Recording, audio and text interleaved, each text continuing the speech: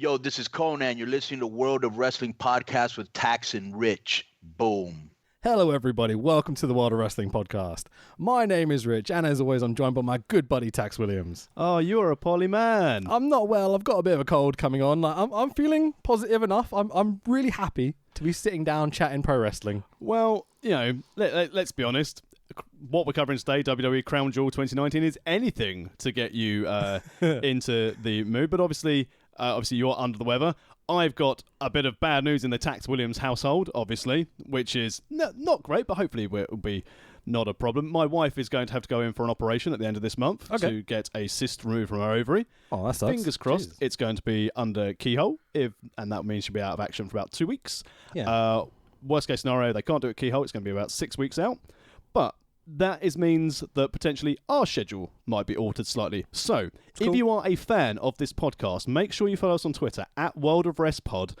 If there's going to be any changes to our schedule, if we need to get in a guest host, if I'm going to be out for any more than one episode or a bit of time, you'll find out there first. And if there's a week that we don't have an episode, check out our archive, worldofwrestlingpodcast.com, with all of our bits in the background.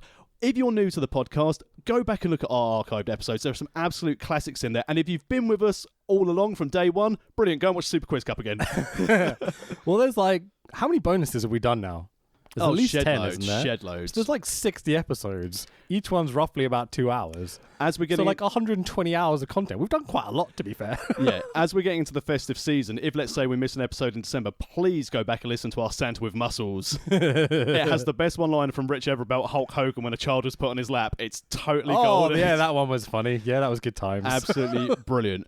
But at the same time, hopefully we'll be able to continue with our usual regularly scheduled programming, but just keep an eye on our Twitter, follow us at World of Rest Pod, and if there are going to be any changes, we will let you know. Should we start by announcing a second competitor for the Super Quiz Cup 3? I think we should. So obviously I am in place. We announced you last week, yep. It was it was a tough choice to have me on board. Well, you're a defending champion. I am. And we also have a second defending champion. We do. Your former tag team in the context of the Super Quiz Cup partner? No, we will always be close personal friends. We'll always be tag team partners. But we'll be competing against each other. I'm forcing it upon you like an evil Teddy Long or something. I'm going to make this a tag. Wait, no. The opposite, like the anti-Teddy Long.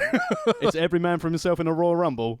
So, what do we call him? I guess Coach Wicked? Coach Wicked. Coach Wicked, the man who trained us for episode 50, is going to be here defending potentially his cup and your cup at the same time. I don't know how this works. Yeah, the cup's coming back. This is booked worse than WWE. I'm not going to lie. There may be some things in Super Quiz Cup where it will either be a case of we realise that Coach Wicked was actually dragging me through to these victories, my lack of knowledge, or alternatively, I'm going to be throwing this because I don't want to take home that massive trophy again. At least put it over. It's a massive trophy and it gathers a lot of dust, so it needs to go to a home of Mr. Wicked had it for the first 6 months. He looked upset when I suggested he'd take it home for the second 6 months. Mark's ended up in my car somehow. So come and win the greatest prize. So that's 2 of the 4. So you both say this, but on the day whenever we film it, you get so competitive. Like the look in your eyes, you win every time. I'm just shocked at how much you care about it. I couldn't believe the first one where it looked like they were going to, Mark Blake and Silas Roth were going to beat us. You got so close. I got so you ended angry. Up drawing. Especially when I misadded it up through rage. And they're like, I've only got 1 question to go. And thankfully, we had Vega and Just Invincible to throw out the easiest question for us and the most difficult question. Yeah, I should have had some sort of tiebreaker, but I do this year, so worst case scenario, I've got it all sorted. But today, we are doing WWE's Crown Jewel 2019. This is the tagline that we have watched this, so you don't have to. Sounds good to me, yeah. Bloody hell, I wish I didn't have to watch. I hate you for making me watch this. This was shit. In fairness, you were the one who was quite keen to do this one. Because it's so bad, it makes for funny podcasting. I've got some really funny lines, I think. I started writing my notes and was laughing so hard to myself. I had to pause the show because I was like, I need to actually pay attention. I'm not going to lie. I kind of put this message to you earlier. I was watching the last bit of this very late last night when I was starting to feel a bit shit and was haven't slept very much because my kid's ill as well, so that's been a joy. So the last 2 matches, I barely remember, but I've got funny bits for earlier in the night. That's all right. I mean, obviously, I've got extensive notes in great detail for the final thing, including, wow, where did Shorty G get his basketball top from? Jesus. And why is Ricochet a really shit version of Ace Arcadium from 80s Wrestling Mania Retro? Nice. Yeah, fucking A. So, this took place on the 31st of October, 2019, last Friday? Last Thursday. Thursday. Weird, it's not a Thursday. Well, because they had to move it so everyone could make it back in time for Friday Night SmackDown on Fox. Such banter. Such banter, the whole thing. So this is the King Fahd International Stadium in Riyadh, Saudi Arabia. Lovely, lovely city. Excellent. Live on the WWE Network. But not in Saudi Arabia. Sorry. I was getting there. It's fine, jump in. So the attendance was a lot, There. I guess. There was a lot of people.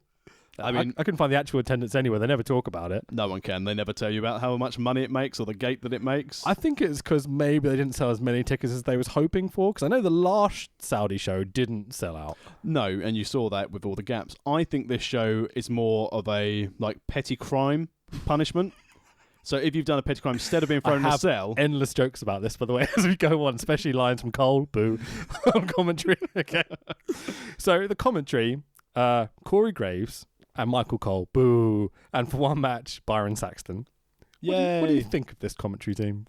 I mean, I like Corey Graves. I think he became... Sorry, yeah, go on. He became a bit grating because when he was in NXT and he was so good and they pulled him up to the main roster and he was on absolutely everything, it was a bit overkill. I can see that. I like having him on just one show a week. Yeah. I like the fact that he is quite honest. Again, on the drive over, I was listening to the WWE podcast where he was being brutally honest about what happened in Saudi Arabia. Okay. Which was possibly worked, but he's turned the company line, but definitely called out all the guys on Twitter who called out Saudi Arabia. It's like, stop moaning. You're a WWE superstar. There's supposed to be a dream. Get over it. And I was like, all right. It's interesting. I mean, if it wasn't the same night as Halloween and people trying to get home to their kids, yeah, that's a thing, missing your kids' Halloweens and stuff. Like I remember there's a Carl Anderson put a video up of him returning home to his kids from Saudi. Yeah, he's still over. And it was so funny. But the bit before it where he's going, Saudi Arabia, lovely country. And you're like, oh, I sense some sarcasm in your voice there, sir. I also liked his tweet where it was like, never again. Oh, wait, actually, I need a second pull. So... Be interested to see how many people go back this time, though. So what have you heard about the plane journey? Because I heard so many things and all nonsense probably. Okay. But then I've heard a few Melts and Alvarez and people like that and reports, and then I've heard the official WWF line as well. So what do you think happened, I guess is what I'm asking. Well, I think that if you are... So obviously the WWE line is that there were technical issues with the plane and then everyone had to get off. They stayed over. They chartered a jet for the top 20. I'll get to what Mr. Graves has said in his podcast today about that in a second. Okay. And they all had to stay over whilst others managed to charter a flight and still miss SmackDown. What Hugo Savinovich, former Spanish announcer for WWE, released was that... It's just that it came from him of all people. It's surreal. Well, it was...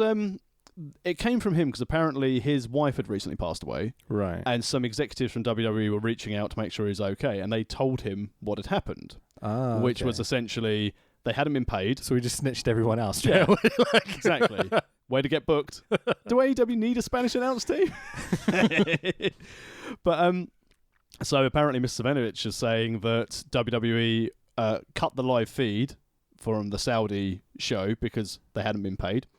And for the last show. For the last show. Yeah. And then because of that, the Crown Prince in Saudi Arabia grounded all the flights and stopped them leaving, whereas Vince McMahon had already gone on his own private jet afterwards. Now, Corey Graves today said they got on the plane, this big, massive charter jet with 175 people on it, and they went to take off, and there were mechanical issues. So they had to wait. At least that's what they were told. Well, following how he says it, which again, they've had time to formulate a story if you choose to believe what Corey Graves has to say, is that they tried to reboot, switch it off, turn it on again. Classic IT. Have you tried turning the plane off and on again? Yeah, we'll give it a go. Fucking Boeing 747. Where's the off switch? And then, apparently, because they sat on the tarmac for so long, once they got the plane ready to go, the cabin crew's time, or allotted time, had run out. Okay. So, like, if you're driving a lorry, you've got your tachographs and everything, so you can't do it. I didn't see fault in this because I thought, well, hang on, if they're up in the air, where's the other crew? I mean, what are Ryder and Hawkins doing? I mean, there is that. I mean, there is definitely a precedent set for if, the plane doesn't take off, I have problems and it's a charter jet, then there's other planes available sometimes, which is what I've heard from a few people. But I also wonder if the crew, it's a case of, right, well, if we're going to be in the air for 17 hours, our shift is this. So, and I get that, yeah. So potentially that is a legit reason. But then he went on to discuss about the Saudi 20, as they're being referred to internally in WWE. Okay. Brilliant. It's like the 6 from Lost, isn't it? Or the Lost 8 or whatever it is. Was this Brock's jet, essentially? No. Brock had already gone. Vince had already gone. Apparently, again, Graves... Other 20. Yeah. All right. Well, so these are the people who sat on there, and these are the people who supposedly pull the money together to get a charter jet because they wanted it more. It turns out that it's WWE and Fox who were like, okay, who have we advertised for the show? And we'll get them on this charter jet. Because Graves, Michael Cole, and a couple of the camera guys were on this chartered jet out of Saudi that left before everyone else. Wow. And it's a case of, if that's true, then that makes sense for a case of, right, we've advertised, it was like New Day, the Revival, and it's a case of, if Randy Orton sat at the airport not being advertised, do you not think Randy Orton would be kicking up a stick going, why these guys fucking get on a plane? Why is fucking Scott Dawson on a plane and I'm not? I've got to sit here with fucking Ryder and Hawkins and Bo Dallas. Yeah, still signed a new contract though.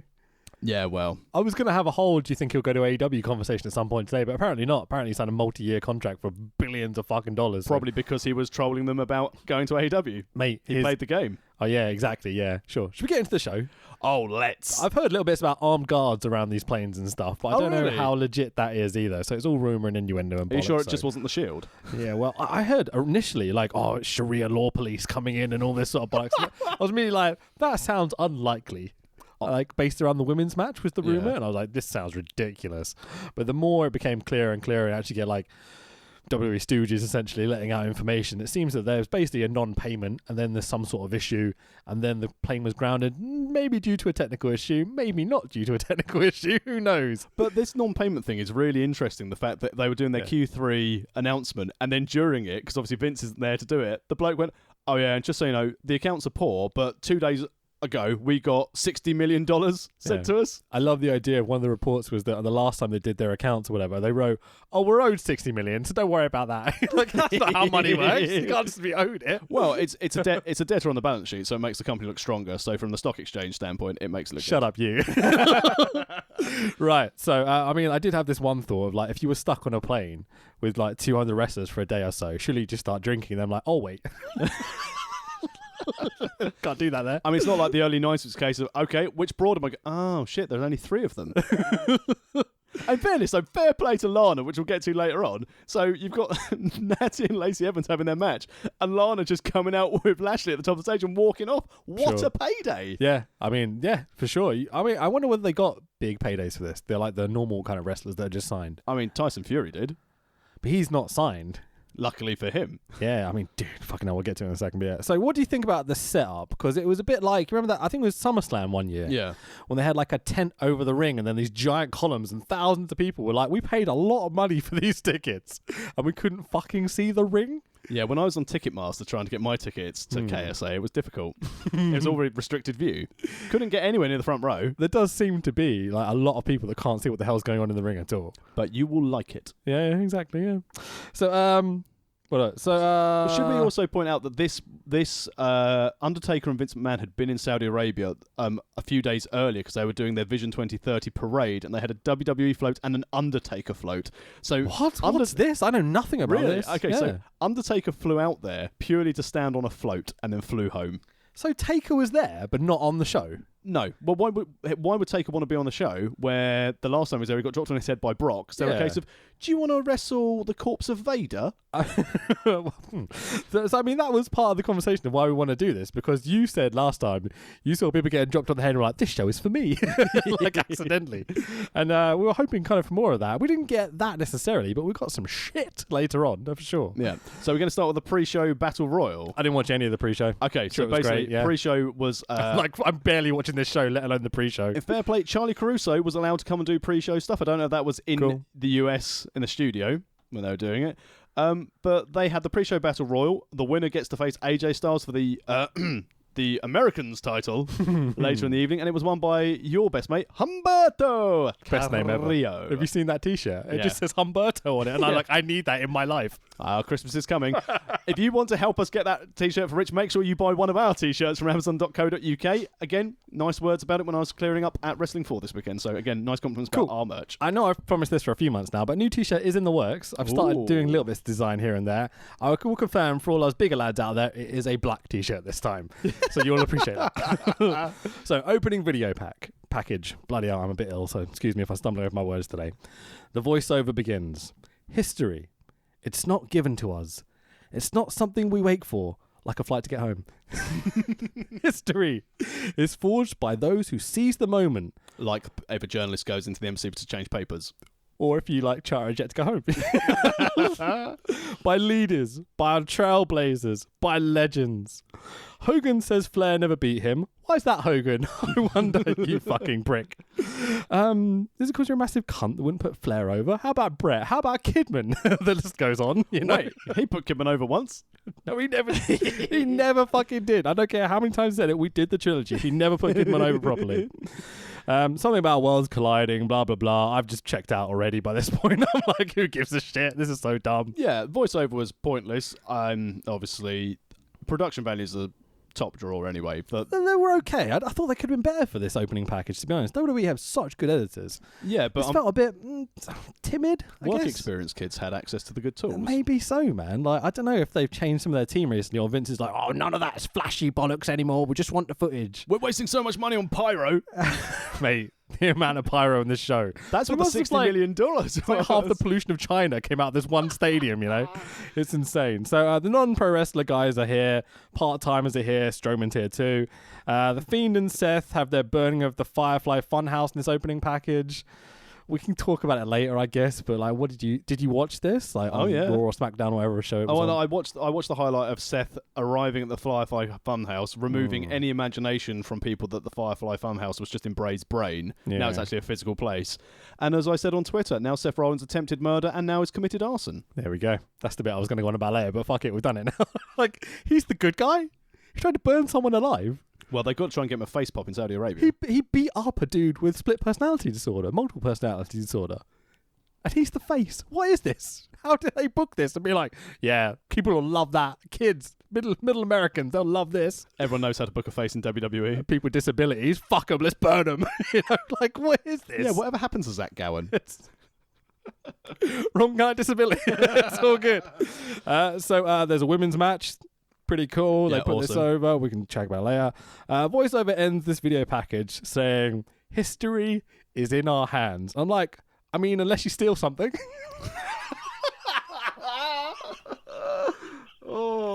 And I'm like, are you deliberately setting this up just so I can make these jokes? Because who ends that line in this country? Seriously. Well, remember, let's not pick holes in this. Remember, we are at fucking hell. Crown Jewel. Yeah. We are not in Saudi Arabia. We are at Crown Jewel. Right. Is that the thing? Well, remember Just the never last say show Saudi after the Arabia. journalist was murdered? Yeah. Sorry, disappeared. Disappeared in the consulate that he definitely went into and never came out of. Well, not in one piece anyway.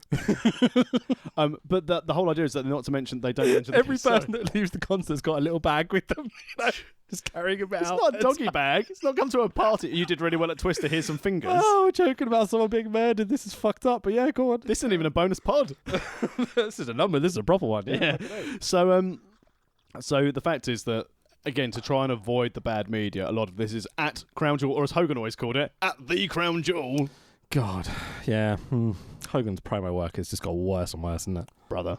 It's terrible. So we cut live into the arena, unless you're in Saudi Arabia, that is. Sorry. Are we not actually... I don't think we're just going to bother calling about any wrestling. I think we just go for, like, Crown Jewel one-liners.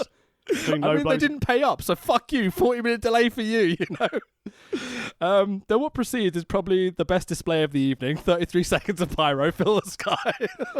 At that stage, the USA Network are going, we've missed this for the last few years. It is so nice having pyro back in wrestling, but this was way too much. It was basically a fireworks display with some people that happened to be doing some wrestling. I mean, it was really helpful in the surrounding areas to make sure things weren't heard. Oh, absolutely, yeah. beheadings, stonings, this sort of thing. I mean, I'm not going to say I've ever witnessed any, but I can't imagine that beheadings are that loud for you need to use fireworks to cover them up. It's more like, So, someone's just stepped on a slug. a pretty excited crowd of people sitting behind tepid, bored as fuck rich people wave their hands around. Oh, it's like me at IPW when people are waving behind me. I spot a glorious gooner in the crowd, and I'm like, sure, he's a lovely lad. The rest of them, fuck off. I'm joking. So, Michael Cole, boo, welcomes us to the show. Cole says, it's a night where history will be made on so many fronts. Yeah, you're right there. A night when lifelong dreams will be realised. You are looking live at the King Fahd, you can't say Fahd apparently, International Stadium in Riyadh, in the Kingdom of Saudi Arabia. We welcome you to WWE Crown Jewel. Cole's a little suck-up bitch, isn't he? Welcome to the one mention of the country. Oh, I guess so. Yeah. It's probably the last time, maybe? Yeah. Cole is just the worst. Actually, no, how do people put up with this every week? There was one other mention, which was when it's and this is the first time 2 women have wrestled in the Kingdom of Saudi Arabia. Okay, fair enough. So 2, sorry, my apologies for my Meltzer-based fact. Man, the whole Seth Meltzer thing, I've just been reading bits about it today. That's great. He's a wrestling journalist. He's not meant to get things right. Surely this is the point. I mean, case in point, though, Ryan Satin, who is another, inverted commas, dirt sheet writer, has recently been hired by Fox. Wow, really? To be on their backstage program. I bet Meltzer's had offers over the years. Yeah, but I think the news, the Observer, is probably far too profitable for him. You'd like to think so. And if he went away, would fans stay, or would they go and find something else in a fickle world we live in? Yeah, maybe. I mean, you've still got Brian Alvarez. You've still got a few other people floating around that would definitely hold the candle for Meltzer. Yeah. But who knows? So Lesnar's music immediately hits. Huge pop. Because they were like, oh, someone's definitely not working long or late. Immediately, that's why I'm like, well, this is going to be short then. So out comes Lesnar with Heyman for our first match of the evening. Our WWE Championship match is opening the show. Of Brock Lesnar with Paul Heyman, our current champion, versus Cain Velasquez with Rey Mysterio. Booyaka, booyaka! So the amount of pyro probably equals the same amount of pollution a small island would make. Cole, boo, and Corey introduced the Arabic announce team sitting next to them. He did a very good job of pronouncing the name this time, because it's taken 4 shows for him to get it right. I certainly didn't try. So I'll give him some props at least. That's the only props I'm giving him the whole evening. He was fucking terrible in the show. I mean, jet lag is a bitch. Yeah, and talent, he lacks it a little bit, but anyway. So, booyaka, booyaka, who's that jumping off the boat? Rey Mysterio, is it? I stole that from the OSW, but it's all nice. good.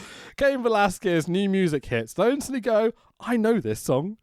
And then I have another sudden realization when I realize how fucking racist WWE are. When I realize this is exactly the same music that Primo Epico and Rosa Mendez had, the other Mexicans they had a few years ago. You mean those Mexican Puerto Ricans? Yeah, whatever. You know what I mean? It's all right, Vince. I mean, that's what Puerto Vince Rican, is thinking. Mexican, whatever. But it's that boom, ka boom, ka boom, ka boom, ka. It's exactly the same fucking song. I tweeted both links out for evidence. So follow me at Fanboy Rich. That's my tag. My first impression as Cain Velasquez walked out is, right, you're a tough SOB, but you have not got a body for professional wrestling. I know that's pot kettle black coming from me, but I would say, I know what you mean, yeah. Doughy. I'm so used to seeing Cain Velasquez as a UFC fighter and just being terrified of him because he's such a good fighter. Yeah. It's how he's always looked to me, So it's like I just know he's a threat.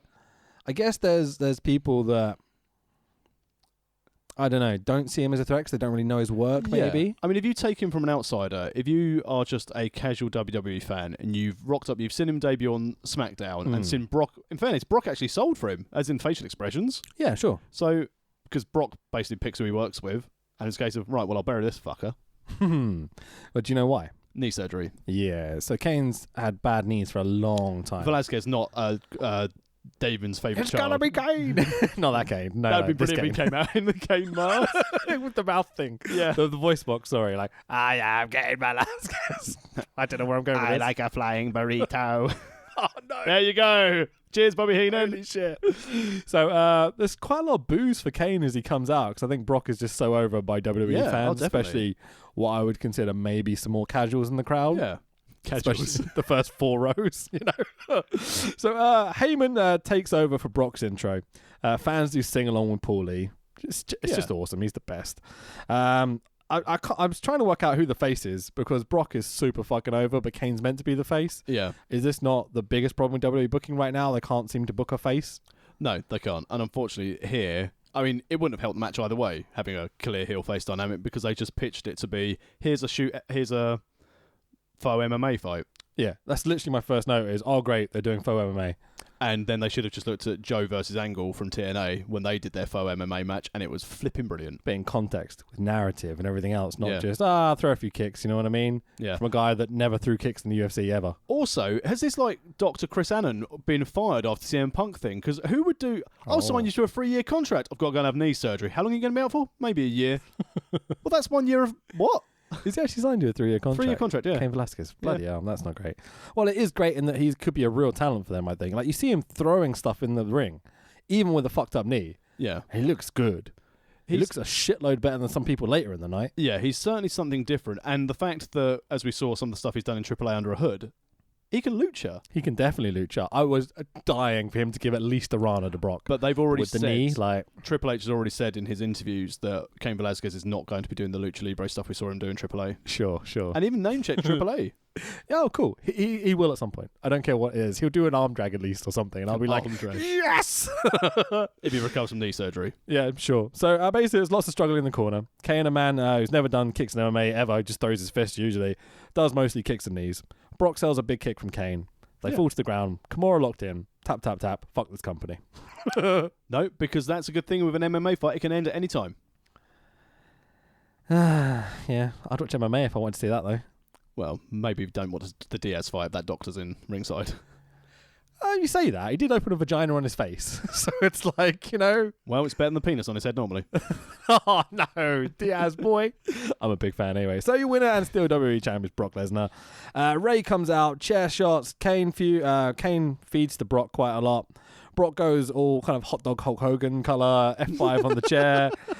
Ray does his best Rock Foley impression by beating the crap out of Brock with the chair. Booyaka, booyaka! So Kane's knee's fucked up, yeah? Cool, awesome. Yeah. So, Brock goes home. Yeah, Rey Mysterio gets stuck. So, should we just carry on? Do you want to talk about this anyway? I think this is nice to set up Ray versus Brock. Because the thing is, It does feel a bit lazy, to be honest. But the thing is, though, where now Brock has run for everyone, Yeah.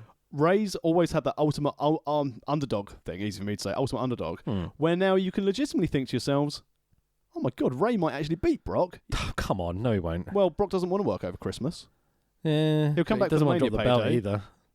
Yeah, true. He's gonna squash Ray. It feels like it. The only way this makes sense if they just let Brock keep the belt till Mania and finally put it on Strowman. Yeah, I mean, it does feel like this Shorty is G. meant to be a continuation of Brock and Cain Velasquez. Yeah. Obviously, they can't do that anymore, so what else are we going to do? Oh, we've got Ray. Use that. Dream You know. situation, which will never happen. Mm-hmm. Brock Lesnar shows up on NXT tonight and tries to beat the shit out of Matt Riddle. That could be fun. And I know he's obviously going against... When we knew Brock was in the building for SmackDown because he got home and NXT were coming along, I did have a moment of, are they going to do it? Are they going to, you know... I hope they filmed Is like... Goldberg here? I was going to say, I hope they filmed like a similar Goldberg thing, whereas here goes to Lesnar, no problem, bro, and Brock Lesnar rips his face off. But if you want to get... I know you don't like him, but if you want to get Riddle over, there's no better way. I don't want to get Riddle over. I want to watch Brock Lesnar and just basically Vince go... But the crowd reaction is really positive for Riddle every time. Yeah, for now. Okay, we'll see. So, Revival promo. He's the new Chavo. No, he's not. He's awesome. Revival promo. They the SmackDown champions, tag team champions. Apparently, their whole careers came down to this. So yeah, okay. So Viking War Experience Machine Raiders promo. Well, I think it's them because I can barely see them through the smoke in this bloody video. That's a bit overkill, isn't it? AOP couldn't make the flight. Yeah, well, there we go. What's happened to AOP? They've been doing promos on Raw. Oh, cool. Until the draft, and I haven't seen them since. Oh, that was a while ago, wasn't it? Yeah. So TLC promo. TL Hopper. Don't go chasing waterfall. Sorry. Anyways. Lisa Left Eye Lopez. Yeah, sure. So Trish Stratus is in this promo. thank you. And there's a network ad or something. I'm like, yeah, cool, I'm sold, whatever. Cole, boo, goes on about some bullshit lies while the show is happening and stuff. Like, what a suck up.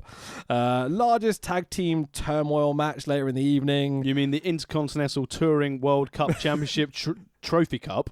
My thing is, what's the second largest tag team turmoil exactly? The Dream Tag Team Invitational by Fight Club Pro. It's such a weird thing to promote, no?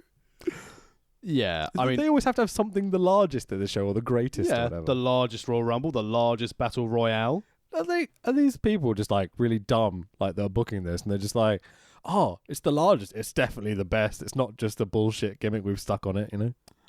Well, it sells for some people. I mean, look at World Cup winners North Korea. You've lost me completely. They have sports reports when they go to these major tournaments that they win. I have heard this, yeah, absolutely. As quick non-wrestling I'm a big DPRK, like, not advocate, that's the wrong word. I have lots of knowledge of that because I've watched so many documentaries. I should have caught up with you, so I'm a bit tired, Neil. Have you... Obviously completely unwrestling related, although there was once the wrestling show in North Korea, so it's almost justified to be on the pod. Yeah, the WCW. Did you ever see the documentary about the 3 people in Seoul who run North Korea as a job fictionally, just in case one day they become united again? No. There are 6 people whose full-time job is to fictionally run North Korea, and they just go to the office and run North Korea and then go home. Incredible. Just in case. You have to link me that. That sounds really cool. cool. If I can find it. Oh, awesome. So, for me at least, the feed cut out a little bit here. And I was like, didn't think to cut this out. Did anything like stutter for you, like cut out, or is this just the network? Went to black. Yeah, so which makes me think something happened live. Maybe that they didn't want to see because I didn't watch this live, unsurprisingly. Even though it was a Thursday, I got home and I was like, oh, I've got a parent. Oh yeah. So I wonder if something was cut from the live feed. Maybe I think it may be just because it's from Saudi Arabia. It's quite a long distance to broadcast the feed or whatever. So I mean, maybe there was an issue there somewhere because it was a little bit staticky at times, and I don't know. But people have been complaining a lot about the network recently as well. Since they switched over to these new providers, it has been dross. I haven't watched that much on it, but I've not had much of a problem, to be honest. When you sent me the message earlier about the Hogan match, I thought, well, I'll rewatch on my lunch break just to make sure my notes are up to date so we can go through this nice and confidently. Yeah. Good grief. It just wouldn't load. The whole network on my phone wouldn't load. It worked perfectly fine on my Fire Stick yesterday, but so I couldn't do any lunchtime watching, which also meant I didn't watch NWA Power this lunchtime. Oh, what a shame. I haven't even watched AEW Dark yet either, so... Oh, well. That was apparently an hour late because of MJF's commentary. He obviously in kayfabe that they had to delay it for an hour for the things they had to edit out for him. Oh, awesome. I'm definitely going to be watching that tonight before AEW, but it's all good. Apparently Rude and Ziggler are now a thing. What's this? Are they a tag team now? They've been tag team champions. Great. Shows how much I follow WWE nowadays. I believe it's glorious. Okay, cool. But at least they've also now got Lucha House Party to come out there. But, Kalisto wasn't there because, Mum, can I go to Saudi Arabia? No! Wasn't he? No, it was Grand Metalik and Lince Dorado. I thought there was 3 of them. Oh, I didn't pay attention to Kalisto. I think he was on the outside, wasn't he? I just thought it was a fan. So, the World Cup Tag Team Turmoil match. Another bloody World Cup. We get one of these like every few weeks at the moment. Well, FIFA had their way. And the rugby one as well. Fuck off England. So anyway, the tag team. Should we go? I'll go through the competitors as the match goes on. Yeah, let's go the order of elimination so we can do bits by bit. Sure. So we start with Rude and Ziggler. Lucha Job Party enter. There's a trophy. Better than the Andre Karamak one at least. But it always makes me hungry, that Andre one. I'm like, I could eat that if that's made of Karamak. That'd be amazing. Fucking A. If anyone can create me a Karamak Andre the Giant Memorial Trophy for Christmas, I'll be forever in your debt. All we need is an Andre mold and some Karamak chocolatey stuff. There must be an Andre cake mold out there somewhere. You know what Karamak need to do? They need to start sponsoring podcasts. Mate, I'm in for this. Yeah, fucking A. So Lince is just Tiger Mask now? No, that's Lince Dorado. He's wearing Tiger Mask. Well, I mean, based on Cesaro's gear, maybe stuff got lost. Maybe so, man. So I've got a joke here, right? Stick with me. What do you get when 2 jobber tag teams wrestle each other? I don't know. What do you get when 2 jobber tag teams wrestle each other? Boredom.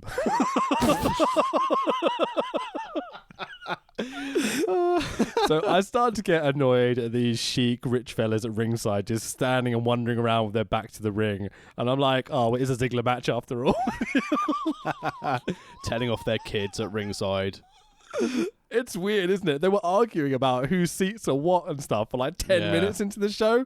I'm like, just pick a seat and shut the fuck down. Seriously. No, he wanted to sit at the front row and ignore it. He didn't want to sit 4 rows back and ignore it. I swear to God, one guy in the front was complaining that there was women sitting at the front. I absolutely swear to God. Maybe I'm just making it up. Maybe I missed something, but I swear that's what was happening. Good thing Renee wasn't on commentary this time then. So, glorious DDT, 1, 2, 3. Bye-bye, Lucha Job Party. Well, looks like we're going to have a step up of caliber for the next team out. Ryder and Hawkins enter. I just noticed the city schling sound effect on every screen graphic that comes up. It goes, kring, and I'm like, is this meant to make me like think this is glory? Like, I don't know, financially viable or something? Like some spectacle? Or, that was actually WWE's shareholding going up. Because every time another tag team appeared, the value of the show went up. So, zigzag spine buster combo almost immediately. 1 minute and 20 seconds they lasted. Jesus Christ. The Lucha House Party lasted 5 minutes 35 seconds. that's not bad. But like what they were doing, I'm just like, is something happening? I don't care. Who gives a shit, you know? But this is the thing, right? I'm Ryder and Hawkins. Lads, do you want to do a 40-hour round trip to come and get jobbed out in 1 minute and 20? How's the pay? Pay's bad. We'd love to be there. Oh, absolutely. But you've got to say, the Pyro have outworked Ryder and Hawkins tonight. Oh man, can you imagine had they actually let Zack Ryder get over when he was as hot as he was doing his own social media thing, and they didn't cut the legs off? They could have actually created a sympathetic babyface. They're both great workers. Yeah, I mean Hawkins is brilliant. I'd say both. I'm not really sorry, that good. wasn't being detrimental to Ryder, but Hawkins is. They're both good, but Hawkins is next level good. Sure, and he owned that loss gimmick. 'Cause it's a case of I'll have a job. I thought it was great. The bit I was watching when they became the tag champs at Mania, was it? Yeah. That was amazing. I had a really good time. And you think for someone like Hawkins, it's a case of I'm never going to be the main event star. I love wrestling. I also like running my training school. I can get a guaranteed contract 'cause WWE won't let anyone go to AEW just in case. Sure. I can earn a decent living. I can travel the world. I can sit on an airport runway for 6 hours. If I say 3 days in Saudi Arabia, why not? So Heavy Machinery enter. Otis and the other bloke. Yeah. So, sorry, Tucker. I don't get it. He's a big fat guy who dances to the Saudi ladies. I'm surprised he didn't get harpooned. Yeah. I really want to like these guys. They just seem like shit workers. Is it just me? Like, they don't seem to be able to work, like, in terms of do anything apart from just silly Scotty 2 Hotty spots badly and wrong. Didn't even spell out worm with his hands or anything. I'm just like, I mean, because he spelled out caterpillar, it would take too long. That'd be great though. Like, I know people like these guys. I just can't see why. I don't have anything against them. They've never entertained me. Their in-ring work has been all right when they've wrestled Dragon, when he was tagging with Rowan.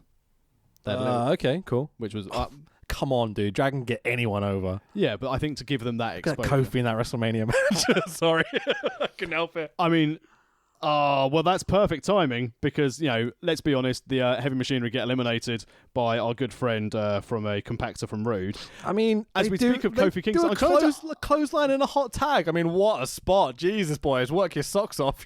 Sorry, I can't help it. I was trying to do a journalistic link to the Kofi Kingston thing where it's I'm getting my spots in. I don't care. Oh my God, it's Brit Rest. Go on. It must be every Rumble. Oh, my mic stand's falling over. Carry on. Well, that's all right. The opportunity to move and link it seamlessly into Kofi Kingston has completely died now. But luckily, now you mention Kofi Kingston, guess who's out next, ladies and gentlemen? It's the New Day, without Xavier Woods, because he's injured for about a year. Did Kofi forget he was World Heavyweight Champion a few weeks ago? WWE did. What is this? I mean, he's never going to be champion again. I mean, at the time... Did you not know that Hulk Hogan is on the Fox booking committee? Fucking hell. At the time, when they were obviously going to do Dragon Kofi at Mania, I was like, absolutely, Kofi has to win. Dragon will make him a fucking superstar. Which they can really owe Orton to for smashing up the face of Ali. Oh, yeah. Because that's how Kofi got into the Elimination Chamber match and got over. But I think I remember saying to you at the time, like, this is not going to last. It's not going to work. Oh, no chance.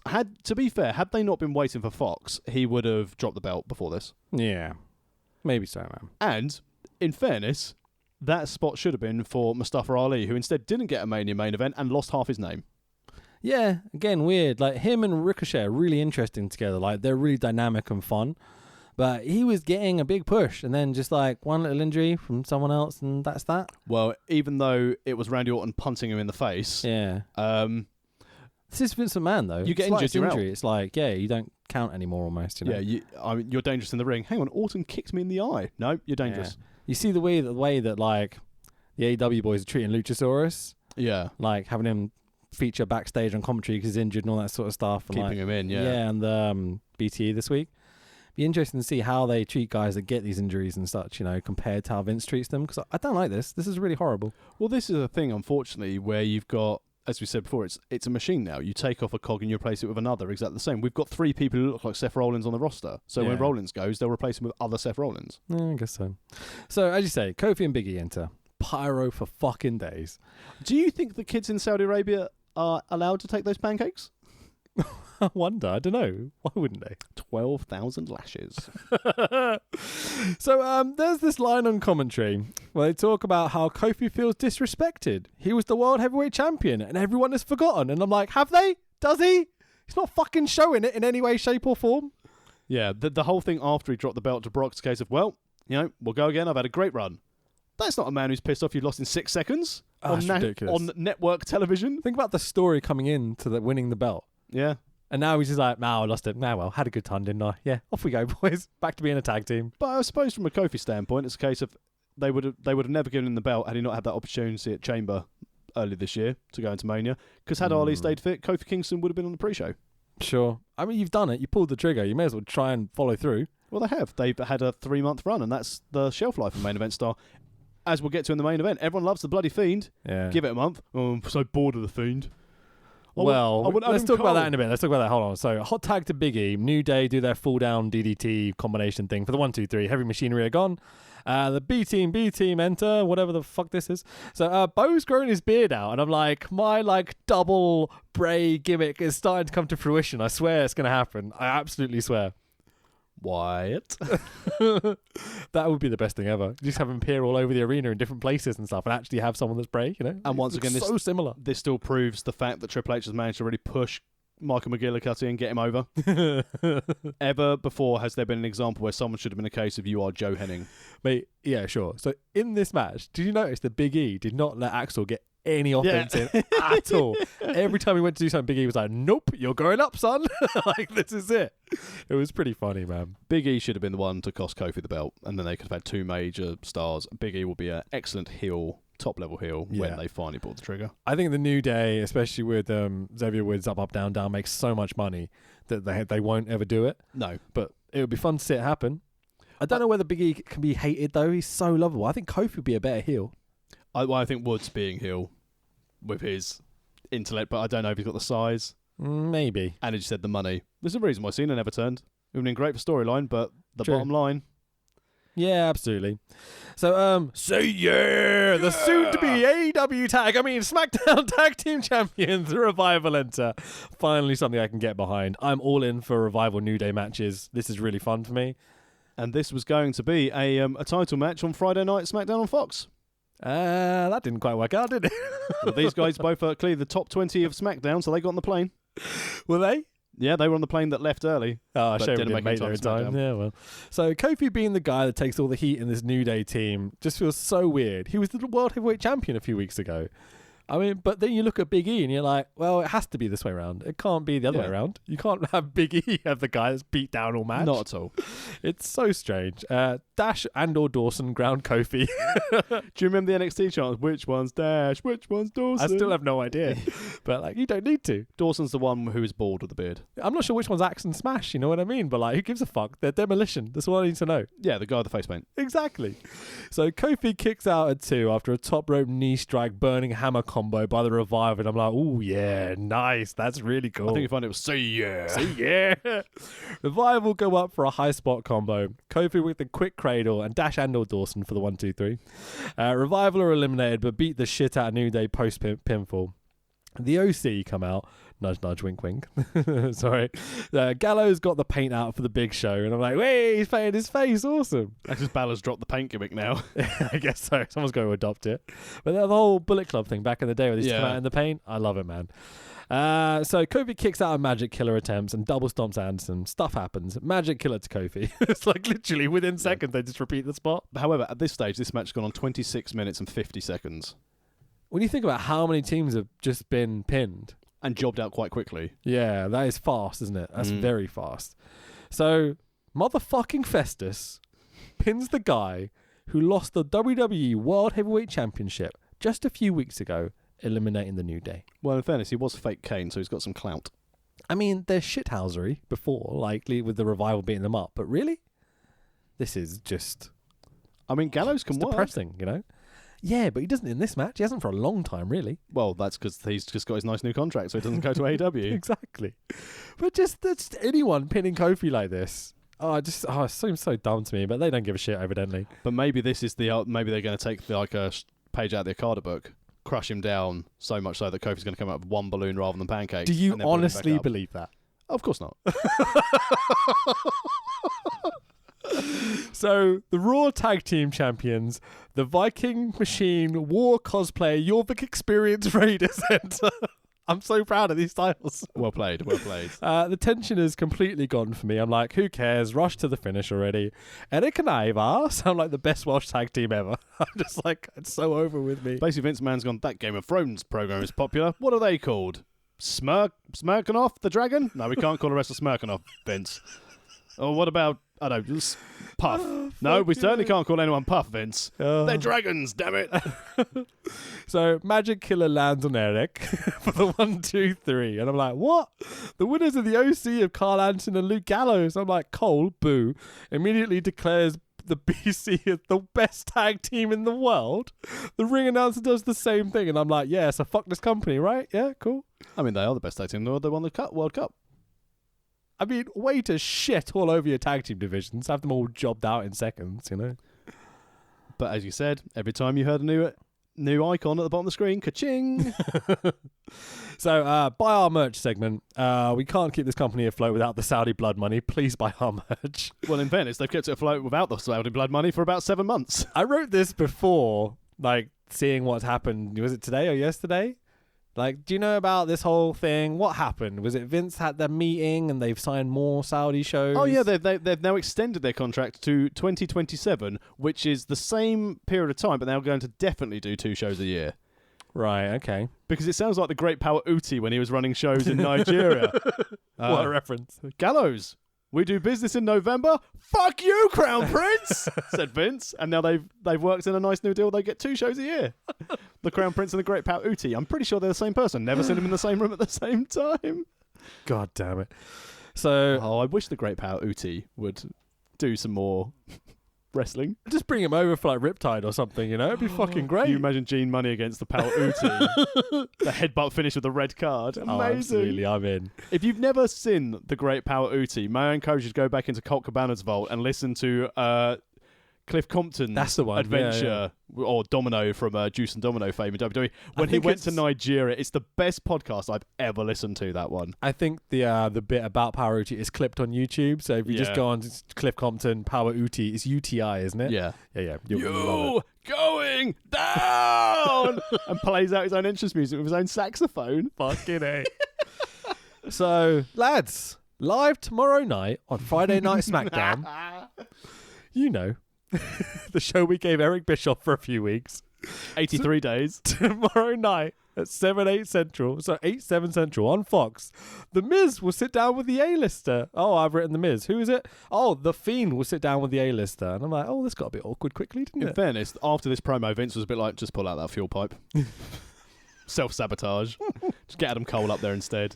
So we cut to Cole, Boo, and Corey at ringside. Cole, Boo, says, tonight, I'm getting that over, says, tonight, we get on a plane and we get to go to Friday Night SmackDown live tomorrow night in Buffalo. Well, in fairness, they got on their plane. They didn't get there in time. Imagine that. Right, you've chartered a jet and you're one of the 20 people who've got on there and you're a case of, we're never going to fucking make it. At least we're going to be home earlier. Why wouldn't they cut this out? Like, it's such banter they left it in. Like, Cole going, we're going to get on a plane later. No, you fucking don't. That's because their editing team's still left in KSA. Oh, that's why. This is fucking great. Oh, the show's so funny. It's terrible. Blah, blah, blah, blah, blah. Well, so, they replay the Kane Brock match. Not a replay. They literally replay the whole... Not highlight, sorry. They literally replay the whole match. It was that short. I believe the reason why they did this is because backstage Vince has gone, Cesaro, how's that rib? Where's your gear? And Cesaro's going, where's my fucking gear?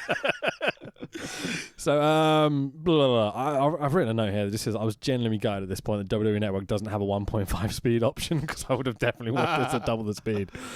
So, Ray promo with Byron Saxton. So, Byron Saxton is here. We all survived Brock Lesnar. Ray talks some foreignese and we all just carry on. Sorry, I couldn't get in. So Cesaro versus Mansoor. I've written here he only wrestles once a year and only in stadiums.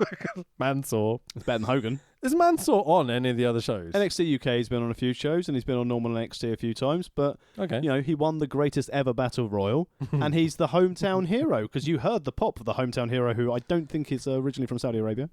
Oh no? No, I need to fact check that. Okay. And he's doing battle against the Swiss Superman, who was so indifferent to the show, couldn't even be bothered to change to wrestle in this. Cesaro turned up in loafers, no socks, and 3/4 length trousers. You know when he was doing the Bond gimmick? Yeah. And he used to rip off his trousers? I was expecting that to happen, and it never happened. And I was like, what's happening? And then I realised he's wearing trainers. I was like, oh shit, someone's bag got lost. In fairness, I'd really like the fact that this is just his new gimmick now. It's just a case of, I'm flipping brilliant at wrestling. I'm just going to come out and be brilliant at wrestling. He comes out in like different outfits for different jobs, like a bin man's outfit next week, and he's like, look how fucking good I am. I can get over in this shit. I was thinking on the drive over here, how amazing would it be if WWE chooses to do this, going, all right, Brock, you just want to work decent matches and you just want to work maybe 12 minutes and not lose the belt. Why don't we give you Cesaro at Mania? Lesnar versus Cesaro, that'd be lovely. Think 3 years ago, how over Cesaro was getting. I think Cesaro's no one backstage saw it. I think Cesaro's going to have a resurgence. Yeah, I think it's maybe too late in his career at this point. Not for a Mania run, or failing that, a title match at Rumble. Yeah.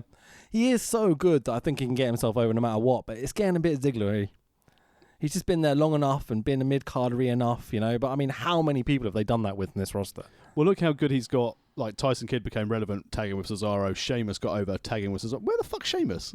Yeah, it's gone out for a bit. Neck injury was pretty bad. Oh, okay. I mean, maybe he's okay. Fucking, do you see Hiromu came back this week? Yeah. Oh, I was in tears. He shouldn't wrestle anymore. Maybe, but did you see what he did when he got in the ring? Yeah. Like, not the bit of running into the rail, but in the ring, like, upside down, on bridging on his neck. I did not see that. Yeah, he's trying to prove that his neck is fine. He was literally upside down, bridging on his neck, cutting a promo to Ospreay, and I was like, this is kind of cool. Good thing he's not going to wrestle another chap who's known for jumping on his fucking head.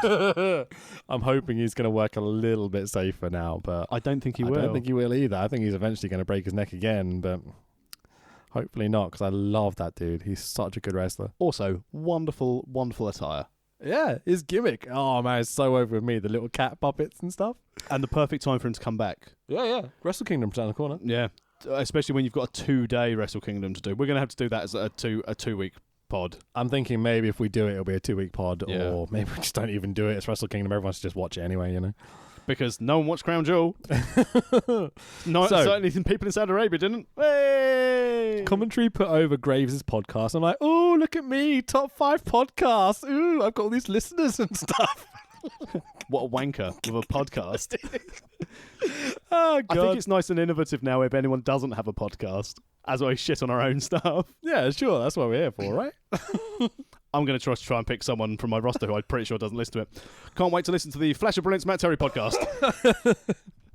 So, watching this match, Mansoor takes a good bump, to be fair to him.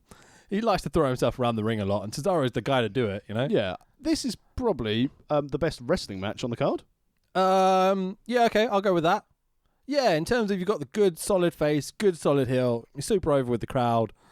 Cesaro's working a very good match with a guy that's obviously needs a bit of experience and stuff. Like, you can see him dragging him through every step, controlling him. But is there anyone better in doing this in the world than Cesaro right now? Maybe American Dragon. Yeah. So, gimmick idea. Mansaurus Rex. Can he team up with Mantor? Mantor and Mantor. You know, like... Oh, God. Camera keeps cutting to the fans in the crowd. I mean, let's be honest at this match. Did you anticipate Mansoor not winning? Oh, he was obviously going to win. The Crown Prince was like, that guy who you brought in who looked like Yokozuna, you know, Babatunde, don't bring him back. I've heard on the internet he's dead. Vince. Yeah. Sorry, it looks like you're about to prime me with a funny. I wrote a line down. I'm not going to say it because it's really bad. Let's just carry on. Why don't you say we can do that really good thing where we beep it out, but also then forget to beep it out? No. I'm just going to carry on. So it's one of those lines that I wrote down that I might tell you later because it's kind of funny, but it's not that bad. So Cesaro drags this kid along into a decent match. Cesaro does heel things to help get the kid over. Pop-up uppercut, or the pop-up cut, as I put it. I love a pop-up cup. I'm so proud of that. Pop-up cut. Isn't that one of the dishes they were eating? Oh, fucking hell. So Cesaro locks in the double homicide. Super kick gets 2 for Mansoor. Gets a "this is awesome" chant. I'm like, you're fucking marks. Spot of the night. Cesaro goes for a gut wrench off Brett's rope, and Mansoor reverses it into a power bomb in midair, like at the height of Brett's rope. I was like, that was awesome. Like, that was a really cool spot. That's what I said, best match of the night. Yeah, really, that's the best spot by miles. That's one of the best spots I've seen in a long time in WWE. Best spot of the year in WWE. It's right up there, yeah. So massive moonsault by Mansoor, gets the 1, 2, 3. It's a little underwhelming finishing match on the moonsault, but yeah, the mansault. Oh, nice, the mansault. I'm from Burgundy. So yeah, cool. But can you do it on a Thursday night in Stoke? Can you do it at the Rico Arena? Exactly, yeah. So Mansoor post-match interview, Mansaurus Rex, with the ring announcer. It's like, was Pedo Lawler busy or something? Because there's a payday here for interviewing people in the ring. Yeah, but you know, he's probably got previous in KSA, so he wasn't allowed back. Wait, isn't this sort of thing approved then? No, I don't know what I'm saying. Okay, let's carry on. So you could do anything if you just believe promo. Tell that to the English rugby team. So Mansoor talks. Tell that to the women. Fucking hell. So Seth backstage interview with Byron Saxton. The Fiend has brought the absolute worst in me, and like, yeah, we still Hell in a Cell, mate. Don't worry. I mean, what a great idea of creative. Anyway, move on. Let's not delve into that. So either this is another crappy scripted promo, or Seth has become a void of personality, and I'm not sure which one it is, to be totally honest. Well, apparently he gave the rah-rah speech at Raw on Monday night about the flight issue and fight in your corner, being passionate about the business. Case of, you are fucking lucky you're going to be married to Becky Lynch, mate, because if you're not, Vince would lose interest in you straight away. Maybe so, man. And like, he had so much potential. Imagine how much heat he's going to have in the office if he ever accidentally impregnates Becky Lynch. Becky can't WrestleMania now. We've brought Ronda Rousey back. Who's she going to wrestle now? Oh, sugar. Well, Seth's jobbing out Charlotte Flair, to be fair. I mean, that'd be amazing. Yeah, fucking A. I love Charlotte Flair. But do you remember when Seth was the heel, the first run with the belt, like against... when he was the corporate guy. Yeah. Really good. Why didn't they just stick with that? Why are they insistent on like changing people's characters and development? Like, because Triple H wanted to wrestle him. You look at Triple H. The second he turned heel when he left DX the first time. Yeah. He's constantly a heel until he's kind of retired and stuff later on, you know? Well... And it worked. It was fucking brilliant. This links in seamlessly to the the Survivor Series advert next, where it's going to be Raw, SmackDown, and NXT on there. And I'm going to throw it out there. Triple H is going to wrestle on Team NXT at that show. Cool. That's my guess. Have you seen some of the matches booked for that show? It's going to be a great wrestling card because they've realised no one gives a shit about SmackDown versus Raw, so you're going to give them good matches. War Machine versus Revival versus, like... Red Dragon? The 3 tag teams. It's tag team champs. Yeah.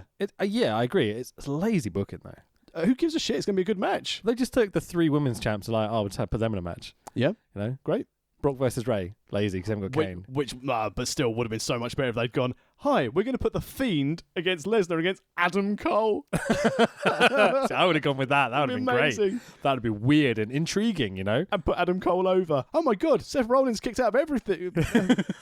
Wait, one super kick? Can you imagine if he pins them both at the same time? Like Jericho style, one boot on their chest. Fucking A.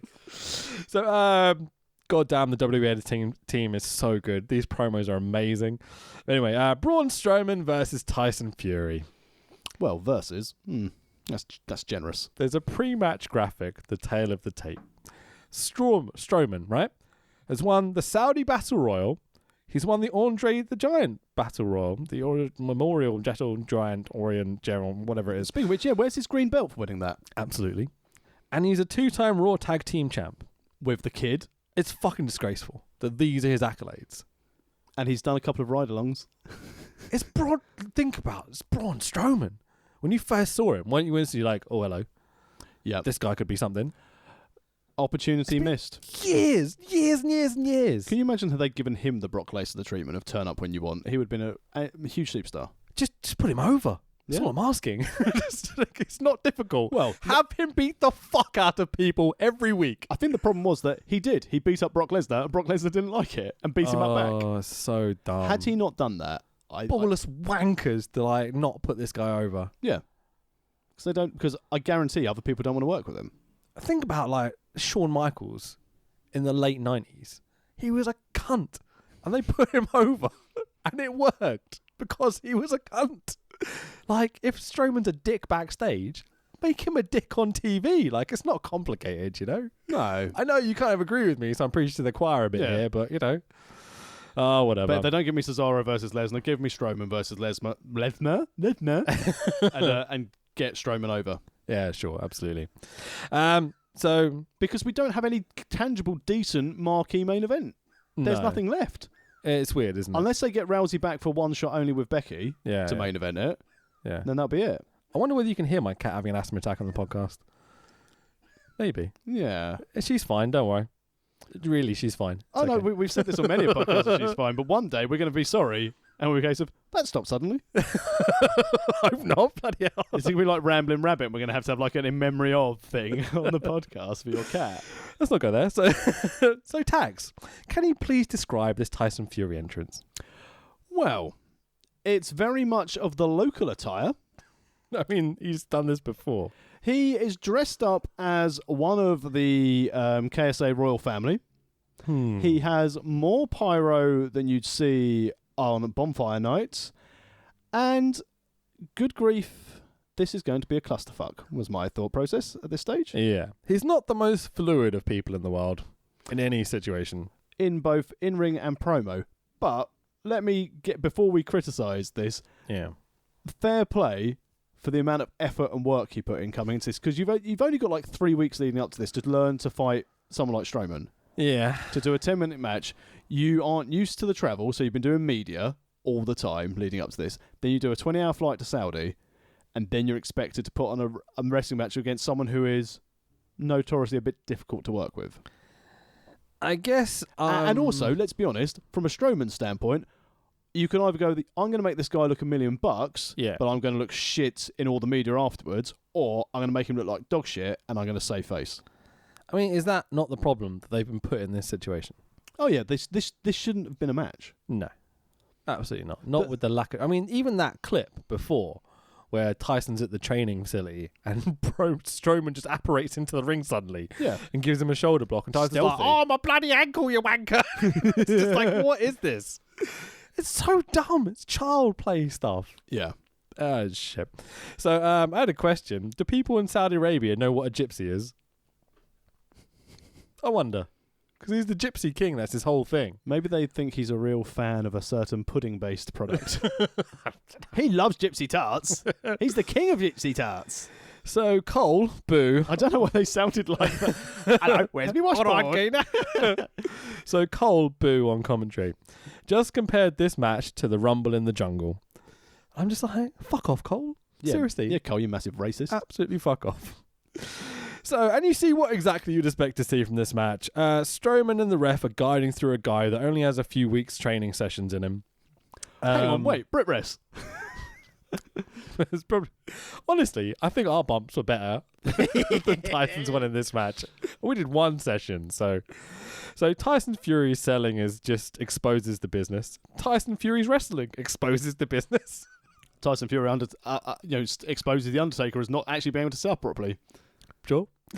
Apparently, Triple H described Fury's ability to wrestle when training like a duck to water, and I'm like, Triple H is a fucking liar because this is shit. Was Triple H thinking that thing got confused between a duck and that small child drowning? Why does Tyson Fury do the Undertaker setup spot? I mean, why not? Why not? Do you want me to fucking list it? It's like, Jesus. Hang on, how are we doing for time? Christ. Yes, I would like you to list why Tyson Fury shouldn't replicate the... Well, the Undertaker's not there. The Crown Prince doesn't even remember wrestling. He might go, bloody hell, Undertaker shaved his head. I literally had to pause the stream and walk away for a minute because how they did this spot, I was like, I can't take this. Undertaker's like one of the greatest of all time. So much so he had a float in the parade. So Braun is doing all the cheerleading, trying to get the crowd to care. I think this ship has sailed at this point. Braun's on the outstride. Fury throws a right hand at Strowman. Braun sells like he's knocked out to the outside. Ref counts to 10. The winner via count out. Oh, how exciting. Tyson Fury. The camera cuts to Braun on the outside almost immediately. Wakes up. He's like, oh, okay, good stuff. Absolutely fine. Doesn't give a shit. Basically turned into Festus from back in the day. The bell rang. It's like, no, I'm awake. Terrible. Really bad.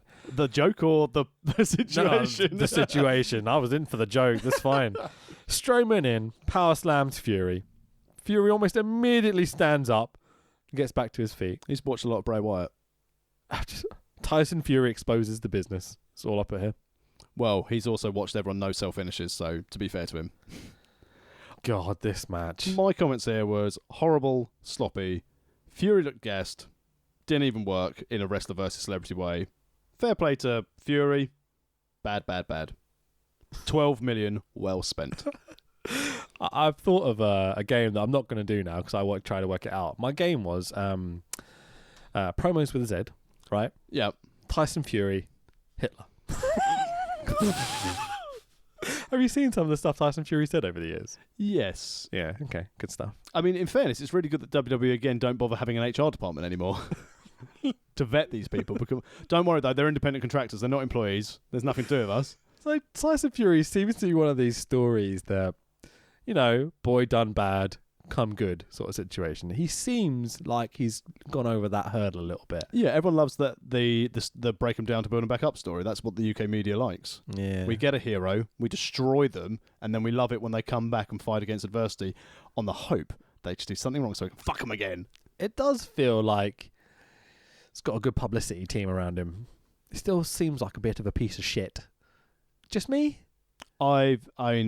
I've never been on board with him, and also after seeing some of the stuff he said when he was going through his darker times, as they call it. Yeah. I don't give a shit how darker times you are. You could be miserable, you could be struggling. Don't need to say some of those things. Sure. Because that doesn't make you suddenly go, I feel so much better now. I've had that massive anti-Semitic rant. Yeah. Was there a part of you that was like, if Braun Strowman tackles him, puts him on the ground, we could see something fun here? Just like lay elbows in. At this stage, I'd be like, I really hope this is as fast as the Brock Kane match. Yeah, I guess so. Like I didn't have any expectations coming in, and this didn't even reach those. So it is what it is. So carry on. We get an advert for WWE 2K. Our game doesn't fucking work. Have you seen some of the stuff from this game? I love the fact they're still pushing it. And even on the media call, right, the Q3 media call, investors called them out on it. And the woman who was doing the investor call said, well, the feedback is it's been a very, very good game. There have only been a few complaints, and we've heard there's a software patch coming out to fix everything that they've complained about. What, they've released a new game? Is it called 2K21? Is it next year? Or what they've basically done is they've gone back to the Mega Drive and released fucking columns and gone, that'll be better. They've put bits in the game. I watched Pachiti from Cultaholic playing it, and it was literally you had to beat someone down until their bar got to yellow.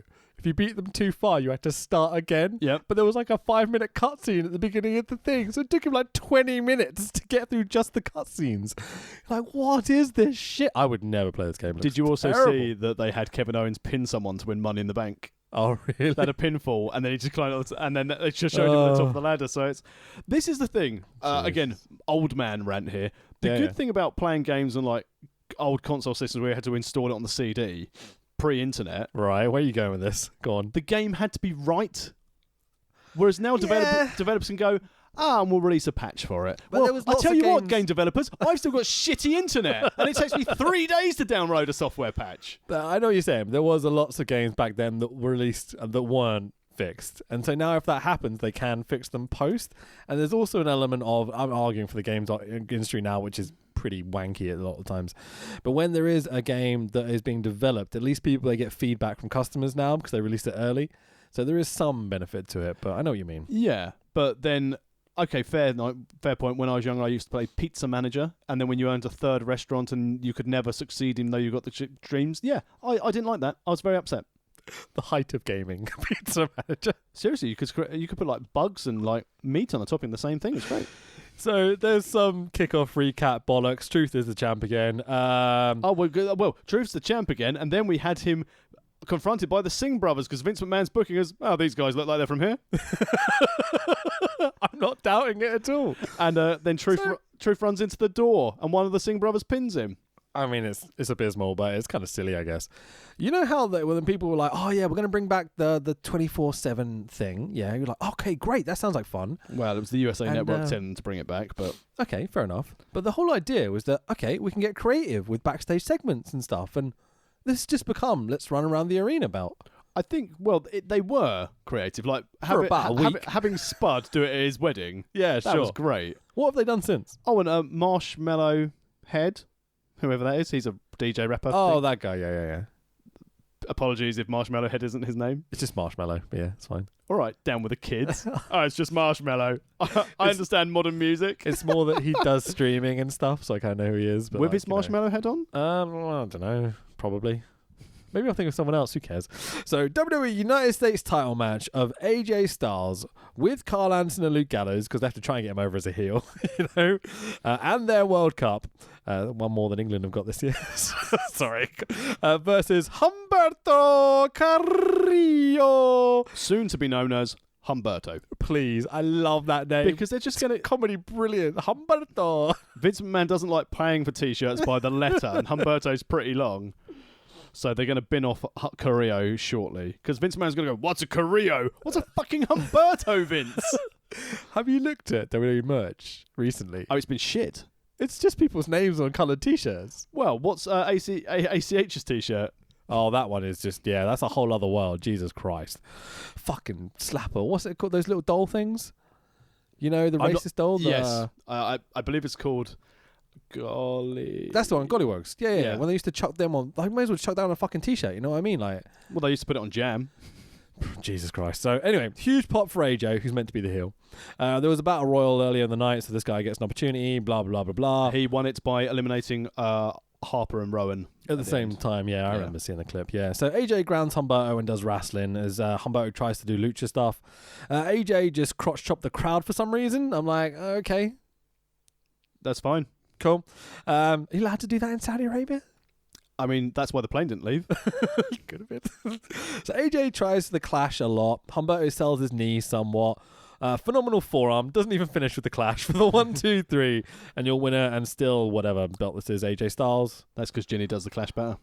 Oh, I disagree with that. But, you know, AJ doesn't drop people on the head ever. That's the best thing about it. You know, who was it tucked his chin once? Oh, God. I can't remember. Yeah, Ellsworth. Yeah, and he adjusted, wasn't it? Yeah. AJ's the best. Again, but can we not just make him face and have him have good wrestling matches? Well, AJ's pretty much said that when he signed his new contract, that this is his last contract. He's not signing anything else anywhere else. He's done. You sure?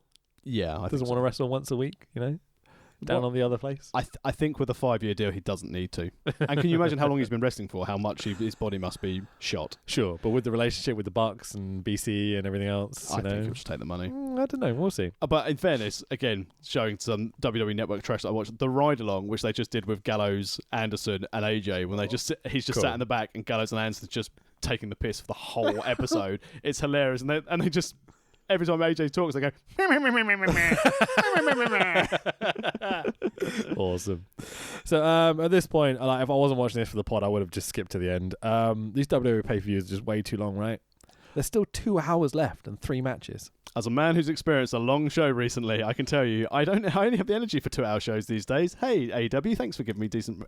Hey, NWA Power, thanks for giving me 45 minutes of great action. Why do you like that show, NWA Power? I keep watching it. I'm like, it's fucking James Storm every week. I'm like, ugh. I love everything about it. All right, let's see if it lasts. I'm really interested to see if in like 6 months if you're still enjoying it. The pay-per-view sold out. NWA have sold out their next show. I'm really chuffed for them. You know, it's great to have another product out there, like especially with Ring of Honor doing so poorly. They recently. bought about Aaron Stevens and he's doing Tropical Pirates as like a thespian gimmick. It's hilarious, and Tim Storm's in there. Okay, cool. So Hogan backstage with Byron Saxton. Well, oh, dangerous. Weren't you that kid who was in Santa with muscles? Mate, there's the bit where Hogan immediately calls Saxton something else. Like he names him something else. Like he fucking owns him. And I'm like, this is creepy. Well, Virgil. Has he got an overseer just like hanging around behind him or something, you know? So Byron pretends to be happy, and I'm like, dear Hulk Hogan, go fuck yourself. So Lacey Evans versus Natalya. Up next. Well, we did say when we covered the first Saudi podcast that this would happen. Yeah, we thought it was going to get there eventually. And we thought it'd be sooner. A lot of people thought it wouldn't happen until like the last show, and we were quite confident it would be in the next couple of shows because of all the bad will that's happened with going to do these Saudi shows. I had my doubts whether this would actually happen. It was announced 24 hours before. As soon as they announced it, they couldn't have pulled out. Oh, I don't know. Because they managed to get through this show without too much of a political shitstorm. Yeah, I think there's a reason it was announced very last minute. Yeah. You know? Well, to make sure they got it signed off and it was all there. Sure. But they needed to add another layer because they knew that their marquee matches would be shat all over, and now they've got we were responsible. Yeah. And it's a reason why Nicki Minaj didn't come and perform in your country, because she couldn't wear her stage attire. Interesting. Did not know that. Fair enough. She was supposed to be doing part of this Vision 2030 thing. Loads of top artists were booked for it, but had no idea about how treatment and certain standards are in Saudi Arabia. Mm-hmm. And the number of people based on the feedback on my Twitter, it's been pointed out that this is what happens in this country and I'm going to pull out of this. Do your research. I think what you looked at was the 10-figure sum of, do you want to come and sing half an hour at our concert? Yeah, no shit. And then you thought, oh, hang on, this might affect my record sales. Should have taken the 10 million and fucked off Shakira.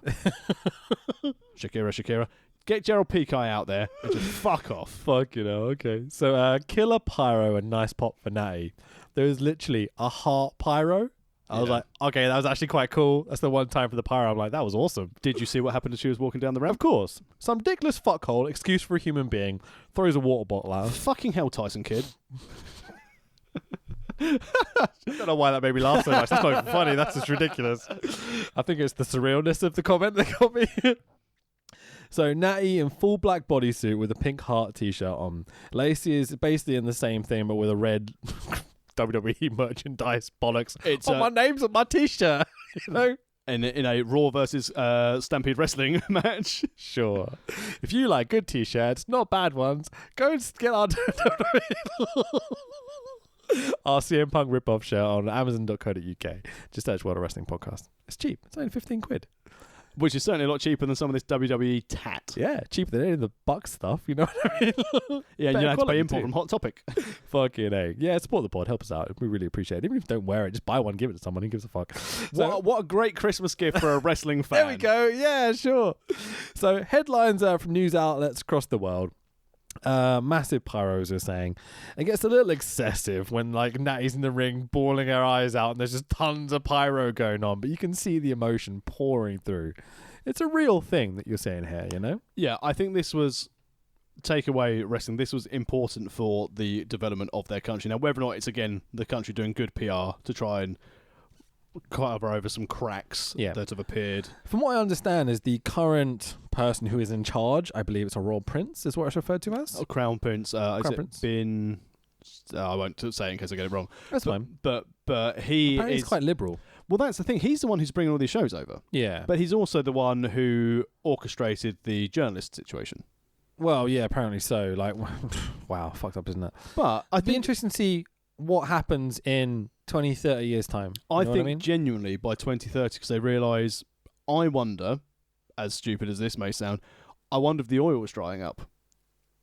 I wonder if the oil is drying up, so they need to have another source of income. Because if they don't have the oil, or they fear if they have the oil and they don't have anything else, then someone might come along and take the oil. Yeah. How you doing, Trumpy? Without wishing to get too deep into politics now, how many countries still run off a monarchy? Us? You know we don't. Well, no, we have to ask her permission to shut down Parliament, and we can't lie to her. If she went... if she was just like, nah, fuck off, that royal family would be out there in seconds. You know exactly what would happen. Yes, but without the royal family, what do we have to negotiate Brexit with? Yeah, we've got the royal family, though. Got a fucking... What's this argument? Let's carry on. So anyway, Lacey enters doing face shit, smiling, waving, posing. Cut to Natty in the ring and she's smiling seeing this happening. They've just given up on character development completely at this point. Maybe because they... Just for this moment. That's all it is. I wonder if, again, they were told, it's a case of you need to go and put on a sports exhibition. You can't go and put on a sports entertainment match. I'm sure. This is not about the match. It's not about the gimmicks. It's not about anything at this point. Well, it's nothing that could be booed. You couldn't be a bitch in... Because it would show disrespect. It's just a moment. And a very important one. Yeah, sure. They shake hands. Boo! This isn't Brett versus Bulldog. I wish it was. Oh, God. So they're essentially doing sparring, like face versus face. And this is awesome. Chance breaks out on my bloody marks. Being critical of like really passionate, emotional moments is fucking banter, I swear. You know? All the young women in the crowd think they've got a future, and, they don't.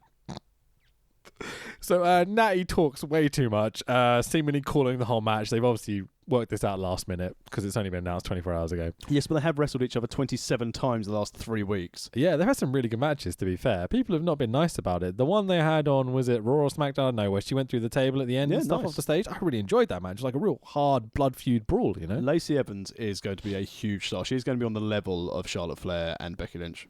I don't. When they turn her face and go back to her proper military background character, being like the proud soldier, that is they're gonna eat that up.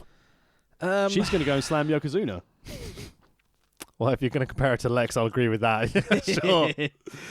Natty teases the sharpshooter a lot throughout the match. Lacey has some decent enough high spots, but she definitely needs some experience. She doesn't look comfortable, you know. She's working with Natty. That's probably she's wearing a bin liner with a red top on top of it. I guess so, but even when I see her wrestle in the ring, like, she's stiff as fuck sometimes, which I don't hate. That's but fine. She called out Medusa, which was funny on Twitter. I enjoyed that. Really? She's like, in what way? Basically, Medusa's like, you need to learn to work, and then Lacey Evans like, you need to fuck off.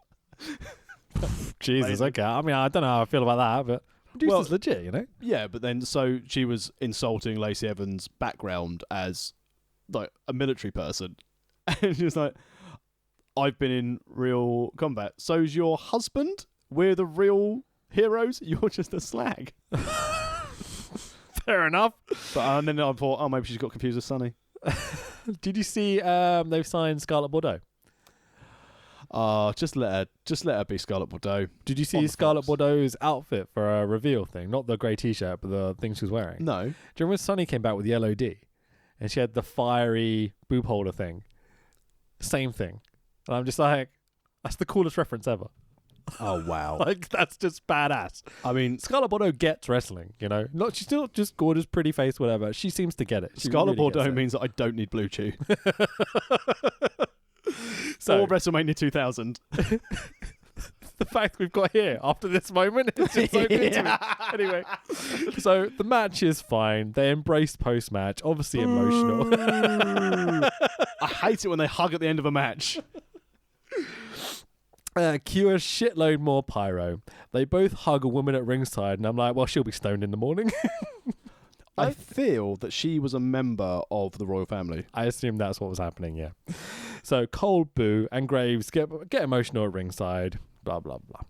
So more ads for SmackDown. I'm like, yeah, that's not going to work out. 10-man, a bunch of insanely talented lads who we book awfully tag team match up next. Team Flair of Bobby Lashley, Drew McIntyre, King Corbin, Randy Orton, and Shinsuke Nakamura. Shinsuke! With Ric Flair. Woo! Versus Team Hogan. Racist. Of Ali. What have you done with your name? Ricochet, Roman Reigns, Rusev, and I can't say it. Sure. I can't do it, Tax. If you don't know the second part of his name, it's on his basketball jersey. It's a big, bright green G, because he's a gangster. Shorty G. Think of the potential this guy had when we first saw him, and we're like, it's a new cut angle. Like, they've got someone finally that can do everything and do comedy and all sorts. But he's really short, G. With Hulk Hogan. And Jimmy Hart's here too. How the fuck did Jimmy Hart get to Saudi Arabia? Seriously. I mean, someone needs to carry Hogan's bags. He's had like 23 back operations. So Cole, Boo, and Graves are joined by Byron Saxton on commentary for some fucking reason. Because, they need to have goodwill with Hogan. I was going to say, are they balancing off Hogan's racism here by having a black person on commentary? As Bobby Lashley stares daggers across the ring because Titus O'Neil's not booked. So Lana comes out with Bobo to the ramp, then immediately goes to the back. Nice payday. We talked about this earlier. Yep. While her sex addict ex-husband's in the ring. I love this. You're a sex addict, so I'm going to leave you to have sex with another man. He wanted it in the morning and the afternoon, the evening. Yeah, you know what it is? It's called being a 36-year-old tax accountant. Allegedly. So, do you agree with me that changing Shinsuke Nakamura's entrance and theme music was the biggest mistake WWE have ever made with someone? Well, as they turn him heel, turning heel was a mistake, and just not letting him be himself. Yeah. Turning him heel, it wouldn't have worked if people would continue to sing along his theme song. So the reason they changed it up is a case of, we don't want anyone to cheer him. So instead, what they got is no reaction. Thing is, what happens when he comes out on this show? Everyone sings the theme tune. And Vince McMahon goes, bloody hell, Tucker's let his hair grow. Do you remember when he first came out? Of course you do. When he first came out against Sammy. Oh, my God. And they had the little strobe pyro where he's like doing his dancing thing. And it goes, Shinsuke Nakamura. And it appears like sideways, like the unveil. Yeah. Like, I thought it was because they wouldn't do strobe lighting anymore. Because for obvious reasons, people with epilepsy. Oh, yeah, Braun strobe lighting.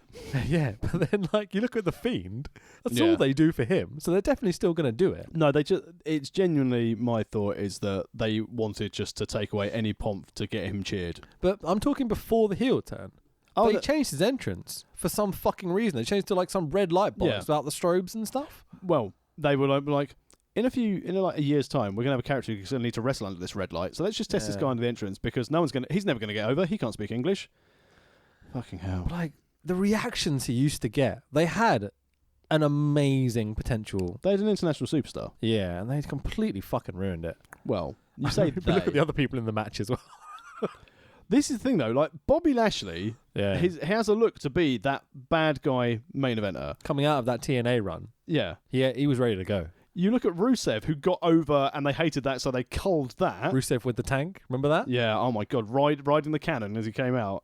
Him and Lana as heels worked amazingly. But they've killed that. So, Randy Orton, in fairness, doing the best work Randy Orton's done in decades. Randy Orton is hilarious. He is absolute banter in this match.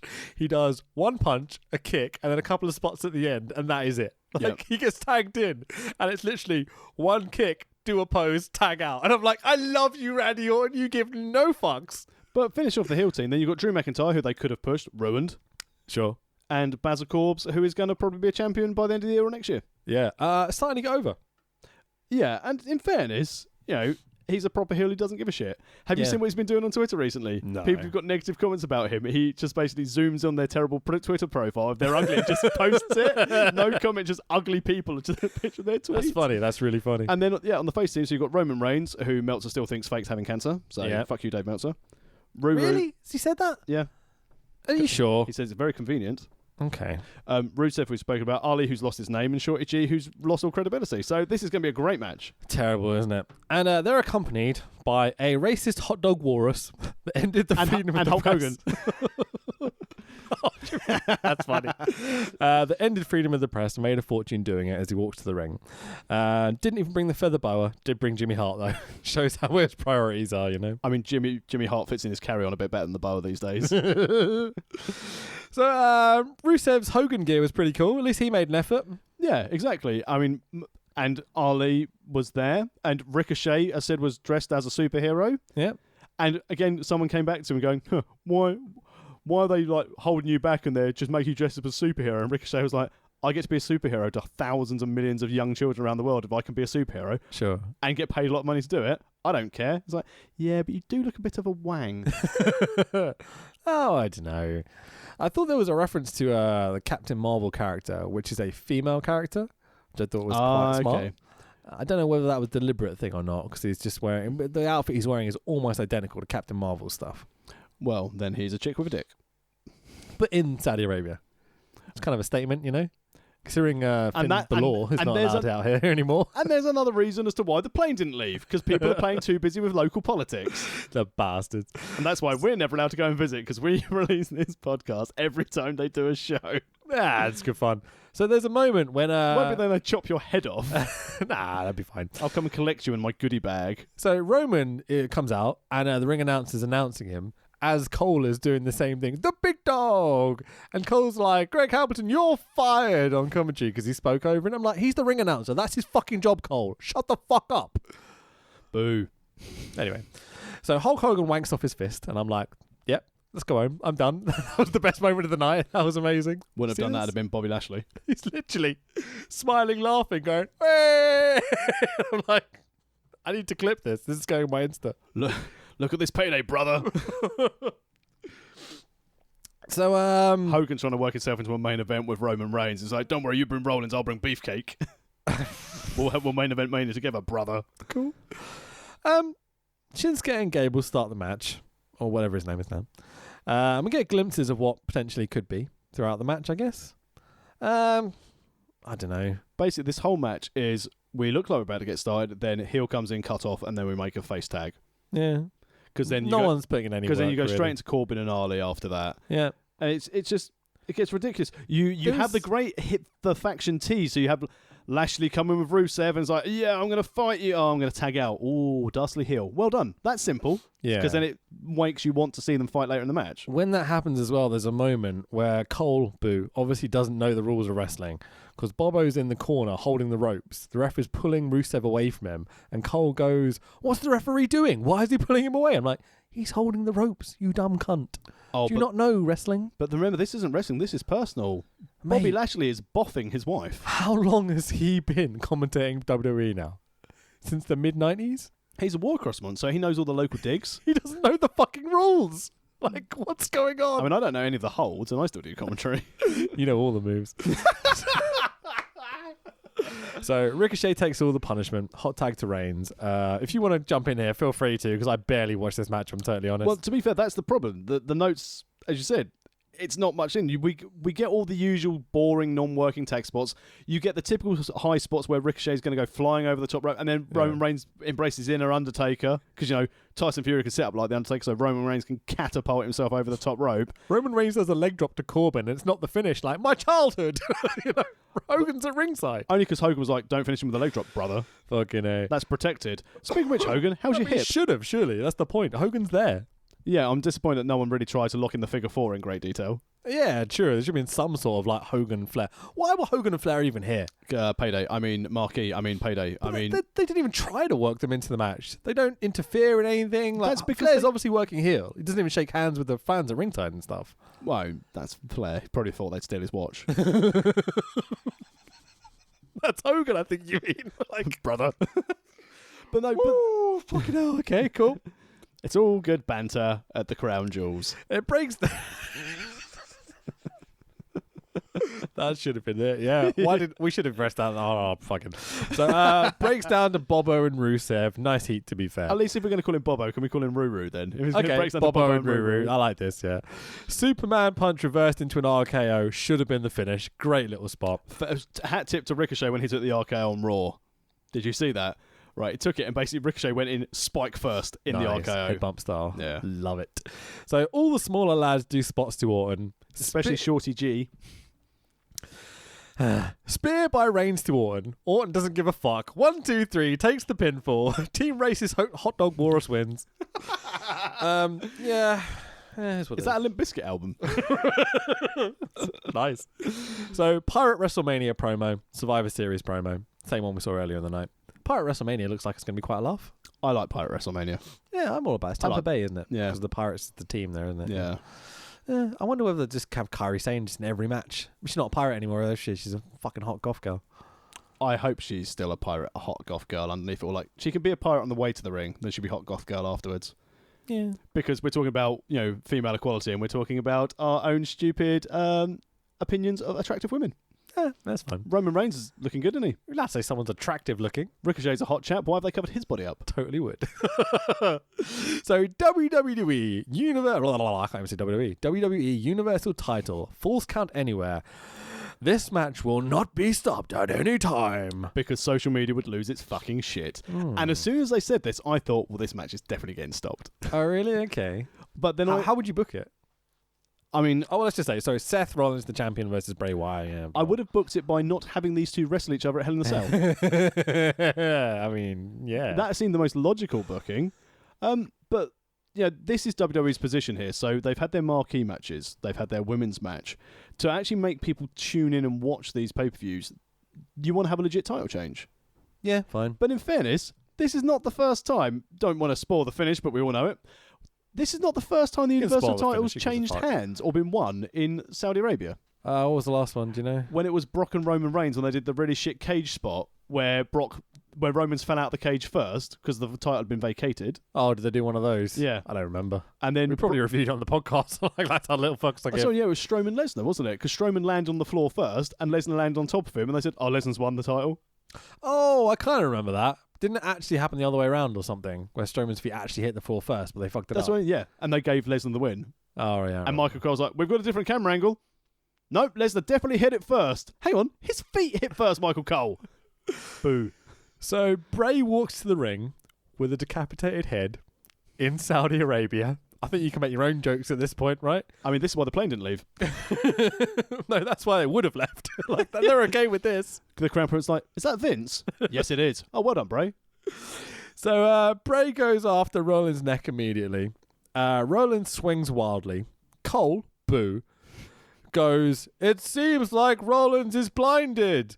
I may as well be with this dumb red lighting, though, because, like, fucking hell, I'd rather be blind than watch this bullshit. I couldn't see shit, and I was watching on the network. Can you imagine if you're in, like, the cheap seats? Yeah. What's happening? Oh, it's dark. Hang on, what's happened? Why has half the crowd been taken away? Dude. Did you notice that there are no women left in the crowd after the lights went down? I did. Do you not think that, as a company, you should maybe look at some feedback your viewers, fans, customers give you and go, no one liked the red lighting. Maybe we shouldn't do that again. I mean, it's not like when the experiment with Sin Cara, when he first came in and people weren't a fan of the lighting, people that used they to didn't learn. endlessly mock it. And they've done it again. They did this with Kane for like 2 or 3 weeks. And when it was brand new, when Kane was brand new. I remember him beating the shit out of Mankind. But you have a giant monster beating the fuck out of a guy that can sell like a beast and take more bumps than anyone else has ever taken in their lives. And it was terrifying to watch as a kid. Yeah. But, like, this just looks shit. I mean, at least they're trying something different. The presentation looks spooky. It looks scary-ish. Remember, Does it really? Moving the light unless he's walking down to the ring? Like, it's sworn at that. Yeah, but you're looking at this as someone in their 30s. Look at this as someone who's like 9, 10, 11. Okay. This is spooky. They're not, as we need to remember every time, they are not booking this product for us. I don't think they're booking it for anyone looking at their numbers. Doesn't matter. The earnings, don't get me wrong, the stock fell to shit, but it's still the highest it's been since Mania. I just don't see it lasting. With their current product and the numbers that they're doing on SmackDown specifically, they went below 800,000 people. Yeah, but that's because it was on FS2, FS1 even. Mate. And it was higher. They gained, it was like 2.51 this week for SmackDown. What's that? No, it can't be that high. Yep, 2.51 for Friday Night SmackDown. But that's like 2.5 million people. Yeah, and that's up from the last time it was on Fox Sports when it was, I think it was 2.4. So it went up 1.1. I'm not sure about those numbers, but that's what was announced. We'll have a look. Were you Don't have a look. I do fucking numbers. Why are you citing my sources? Do you want me to talk about the last Super Quiz Cup, tallying up? I read stats. I don't add up. I didn't market the bloody WWE. But as we said, all right, carry on. So Bray no sells a lot. Ratings mean fuck all. You're the one who's always said it, that people don't consume media in the same way. What do you mean? Ratings mean fuck all because people don't consume TV how they used to. Oh, okay, yeah. Well, they mean something. To Fox, they mean something. Yeah, but still, they paid them $1 billion, knowing for what their ratings were. Isn't there a thing where if they don't reach a certain amount of figures, Fox can just go, no, you're done? That's the rumour. Yeah. There's nothing being confirmed. But then again, why would WWE turn around and say, did you know if we drop below this rating, we get cut? Because then a number of people just go, I mean, how can we possibly know this? You know what I mean? Like, it's probably bullshit. But when WWE is still getting millions of views of their YouTube stuff, sure, and that's how they get their money. Because, wrestling's not monetized, but WWE's YouTube is. There's some money in YouTube. There's not as much as you might think, from what I understand. No, but if you think the advertisers who get 2 million eyes on their product, let's be honest, the money that people make from YouTube at a low level isn't much. But if you're thinking you've got big corporate engine, stock exchange listed, sure, and you go, all right, 2 million people are going to view this, right, let's put our products at the start where they can't skip a video. Sure. Yeah, my biggest concern for WWE in terms of finances, I know we kind of go on about this every time we talk about WWE, but it's the amount of people they've got contracted and the cost that is every single week. It's a lot. Like, employment is a big expenditure for businesses, you know? Yeah, but I think that considering the number of shows that they run, and again, I know house show numbers aren't there, but by the time they're there, they don't turn a loss on the house shows. This is the thing. If you took out the labour costs, they'd still be, and the house show costs, they'd still be profitable. They wouldn't be as profitable. But the whole idea from the same business model is we make money. Yeah. We want to make more money, but as we continue to make money, like these Saudi shows, they don't get decent ratings, they don't get decent shows, but they get decent money out of it to fund and put things, in perspective back in here. The UK does feel a bit like, short-term planning. But that's the thing that they always have. Yeah, maybe. The business model needs to change for WWE, and we know it will in 5 to 10 years. Maybe. I have no idea. But as I see what Vince does, really. That's where it matters, isn't it? But as I said to you from the prequel, and I will still say to this now, and I keep putting this in whenever I can so people will know that I said it, as soon as Vince dies, D-3 years, Disney are buying it. Yeah, maybe. So let's just plow through this. I've got a couple of notes for the end, unless you want to. No, that's fine. So Bray takes a bump off the super kick into a bunch of kind of fake gear crates things they've left out. With the world's smallest fire. It's weird, isn't it? Like it's almost like Panto, I guess. It's cheap, low-budget horror. In that he's obviously not falling into something damaging. They've obviously got some sort of brace thing where he can fall onto. Yeah, he's got a crash mat to fall onto, and then it's just gone pop, pop, pop, pop, pop, and pop. Sparks and fireworks and shit around. But the reaction in the stadium was good. Yeah, okay. Some pyro goes off in Seth's face. I thought it was actually an accident. So that was quite clever. Yeah. Until the really bad selling, my eye! Yeah. I've seen someone sell better than that when they get silly string in their eye. You've still got to tell me that story, but Bray no-sells this overindulgent kind of silly spot. Mandible Good claw. camera angle coming back over the top. Wasn't paying attention. Sorry, I was so tired at this point. But basically, when Bray came out from this exploding area, Seth Rollins, when he was blinded, pulled down one of the blocks, so he sat down gathering his eye, and the camera angle was angled diagonally, and then Bray Wyatt just appeared hovering over him. Okay, cool. I was alright. I was impressed 3.5 hours into the show. Good, man. So, Mandible Claw, Sister Abigail, on the floor, kind of in front of the stage, off to the side. It's not the most spectacular spot to win your first big title, is it? It's not his first big title, though. Oh, of course. He won the World Heavyweight, didn't he? Wow, I completely forgot about that. Bloody hell. Bugs in the Ring, WrestleMania. Oh, yeah, that was good. 1, 2, 3. And to the sound of empathy, Bray Wyatt wins the dumb red belt under this dumb red lighting. It kind of makes sense, I guess. Yeah. I had a bit of a seizure when the strobe lighting came on where Bray poses with the strap, but, Yowie wowie. Yeah. Well, again, and this is the thing. Oh, the Fiend should have been him, the Fiend should have been him. Well, the Fiend's beating him now. I'll give you 3 months till you're fed up with Bray Wyatt. But it's not just about the fact that he's won the belt. It's how they've done it. I've found myself watching other bits of pro wrestling and really looking forward to it. Like, have you watched AEW? I've week watched, to week. Yeah, I've been watching it. I didn't watch last week's episode because I've been busy. Okay, that's fine. I'm genuinely, that first week had some teething issues. Every single episode afterwards, I'm generally sitting there smiling, laughing, really enjoying what they're doing. And I could barely watch this show. But again, this And is... I tried to come in with positivity to it, you know? This thing, though. AEW is booked for people of our age group. WWE is booked for a younger audience.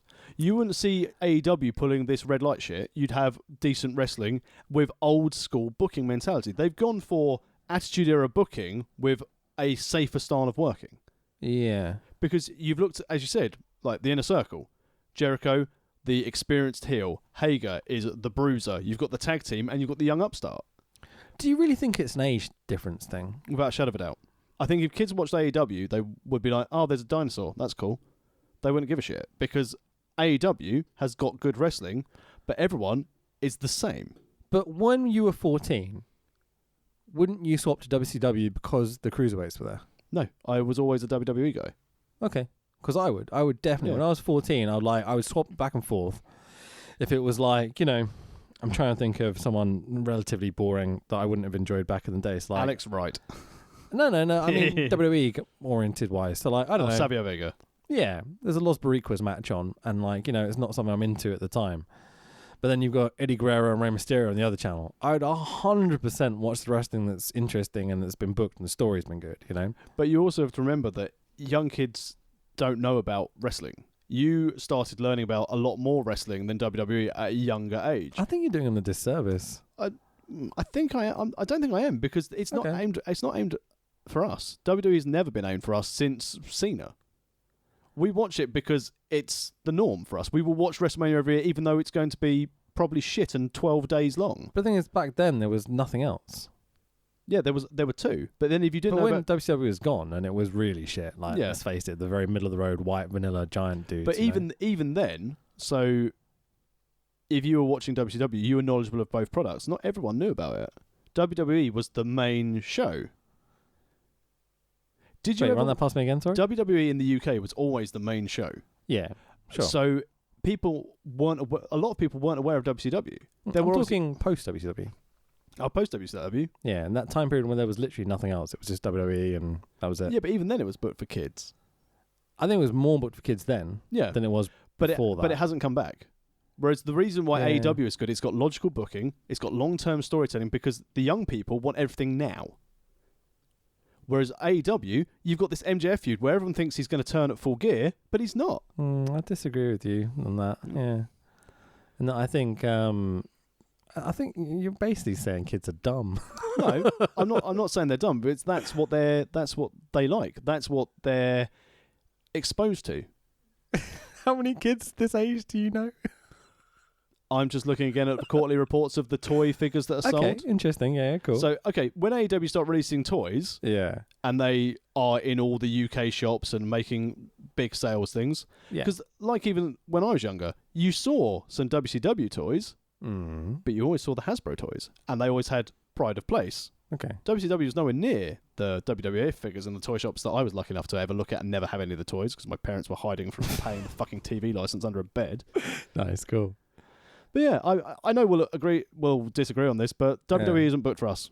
From a personal perspective, it's bad. Oh, yeah. I can't watch it. I really tried that SmackDown episode when they went to Fox, that first one. Yeah. I really quite enjoyed it. I thought it was good fun. But the reason why that is because who was on there?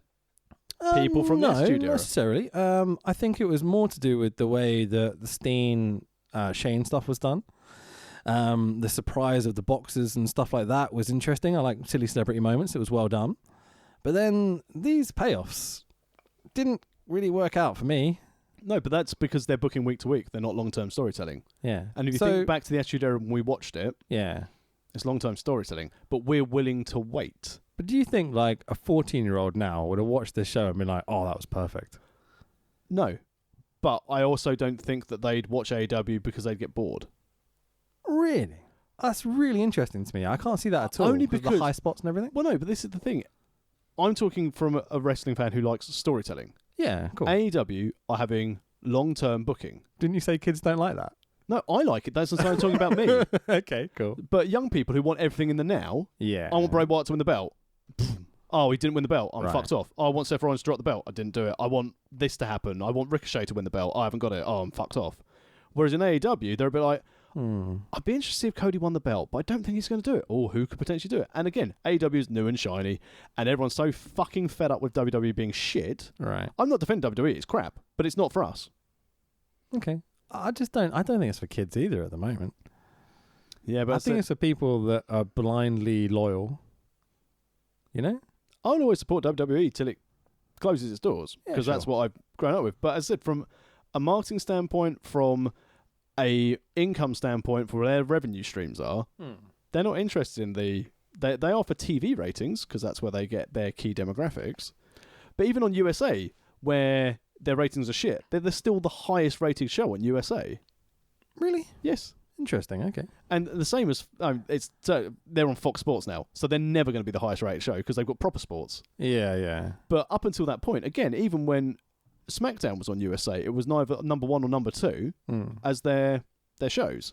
So even though the ratings have gone down from where they used to be, the ratings of TV is shit anyway because everyone consumes everything on demand. Yeah. It's a really interesting time. When you look at the whole picture of like media and pro wrestling and where it's going, like I had a theory the other day that AEW going to TNT might not have been the best decision. Well, they don't get paid. Surely they get paid. They don't get paid at all. I'm not sure about that. TNA got paid for being on Spike. Yeah, no, TNT. That's the only reason TNA kept going, by the way. But yeah, they don't get paid for their TV time. They get their cut of their revenue.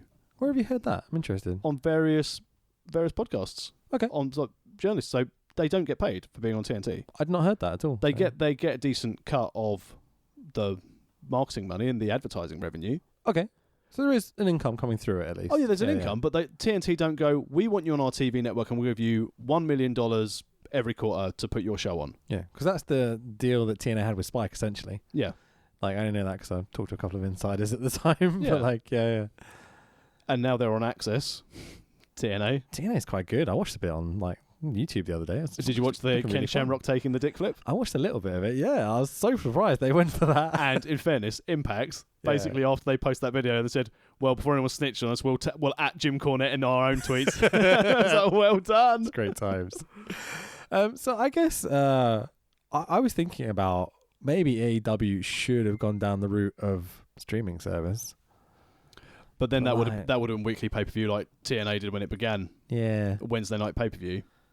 I wonder whether that's where they'll end up eventually, or whether there'll be some sort of like, what we need is some big monster billionaire to come along, give everyone a fat check and have one streaming service, the Pro Wrestling Feed, you know, that has everything on it.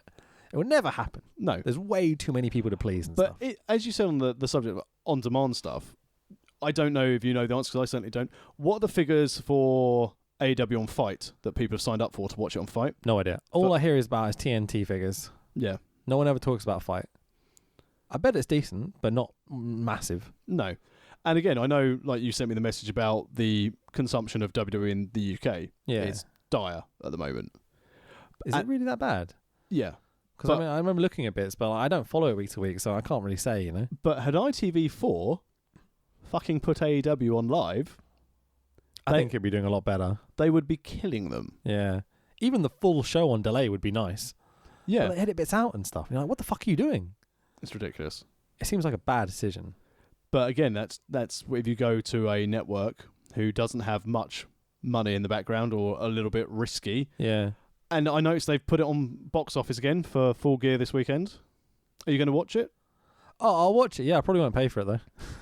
To be totally blunt and honest about it, I'm poor as fuck right now. You know? How much is it? Do we know? Probably another like 15 quid again. That's not too bad. As long as it's reasonably priced, I'll contribute and chip in. But I'll probably on that buy a topic, t-shirt in the future or something, you know? Well, we did. We bought the first release of merch from Pro Wrestling Tees. We're little fans, you know. And to help support Rich so he can watch pay-per-views legally, make sure you head to amazon.co.uk, buy a t-shirt. Find us on our Twitter at World of Rest Pod and look at our archive at www.worldofwrestlingpodcast.com. Give us a shout as to what you're enjoying at the moment. I'm interested to see what our listeners are like. Are they enjoying WWE? Do No they one like enjoys bits? WWE. Someone might. You never know. It might be someone. I think most people listen to our pods are plus 30, right? It feels like it. Plus 30, male. Yeah, probably. I'm Fanboy Rich on Twitter and Instagram. I'm at the Tex Williams on Facebook, Twitter, and Instagram. Check out my latest profile picture taken by the wonderful Shoot Wrestle Photography. Amazing! I popped so hard. Gold Lions in the house, the main man, the main event. So funny. Do you know what we're doing next week? We got a plan? Not yet. I think we're waiting to see when we can get hold of King of Trios. But Cool. if you've got something that could be fun, something obscure that you'd like us to cover for next week, hit us up on Twitter. And then maybe next week we'll announce another Super Quiz Cup contestant. Oh, we surely will. Absolutely. I don't know. When are we recording? I've forgotten. 20th. 20th. That might be wrong. It might be the 27th. I think it's later than that, but it's basically we've got like 2 or 3 weeks, so we can announce them as we go. Yeah, it's cool. So yeah, looking forward to it, man. This was silly. I enjoyed the first couple of hours. Last 2 hours, I was like, I just want to go to bed. I'm so tired. I've enjoyed the jokes. Yeah, there's some good fun stuff there. And fair play to Lacey Evans and Natty, other than the crying and hugging at the end. Sure. You've done a wonderful thing for young people. And let's finish this off on a positive note. We slag off some of the politics. We slag off WWE. But a lot of the people who went to that show are huge fans. And to be able to get that exposure to this level of entertainment and to be able to give that hope of a potentially a brighter, more equal future, you know, if it can be done through any form of entertainment, regardless if it's WWE, fantastic. I'm really happy that they got to see a wonderful fireworks display. It was pretty good at times. It was a very good fireworks display. Best performance of the night. Outworked half the roster, to be fair. Yeah. All right, cool. Should we leave it there? Oh, ratings. What do you think? 1 cornflake. I'm not going to go -5, but I'll go -2. We can't go negative cornflakes. Sure, that means the cornflakes don't exist. -5 stars. That's it. All right, goodbye, everyone. Is there anything else you want to add? No.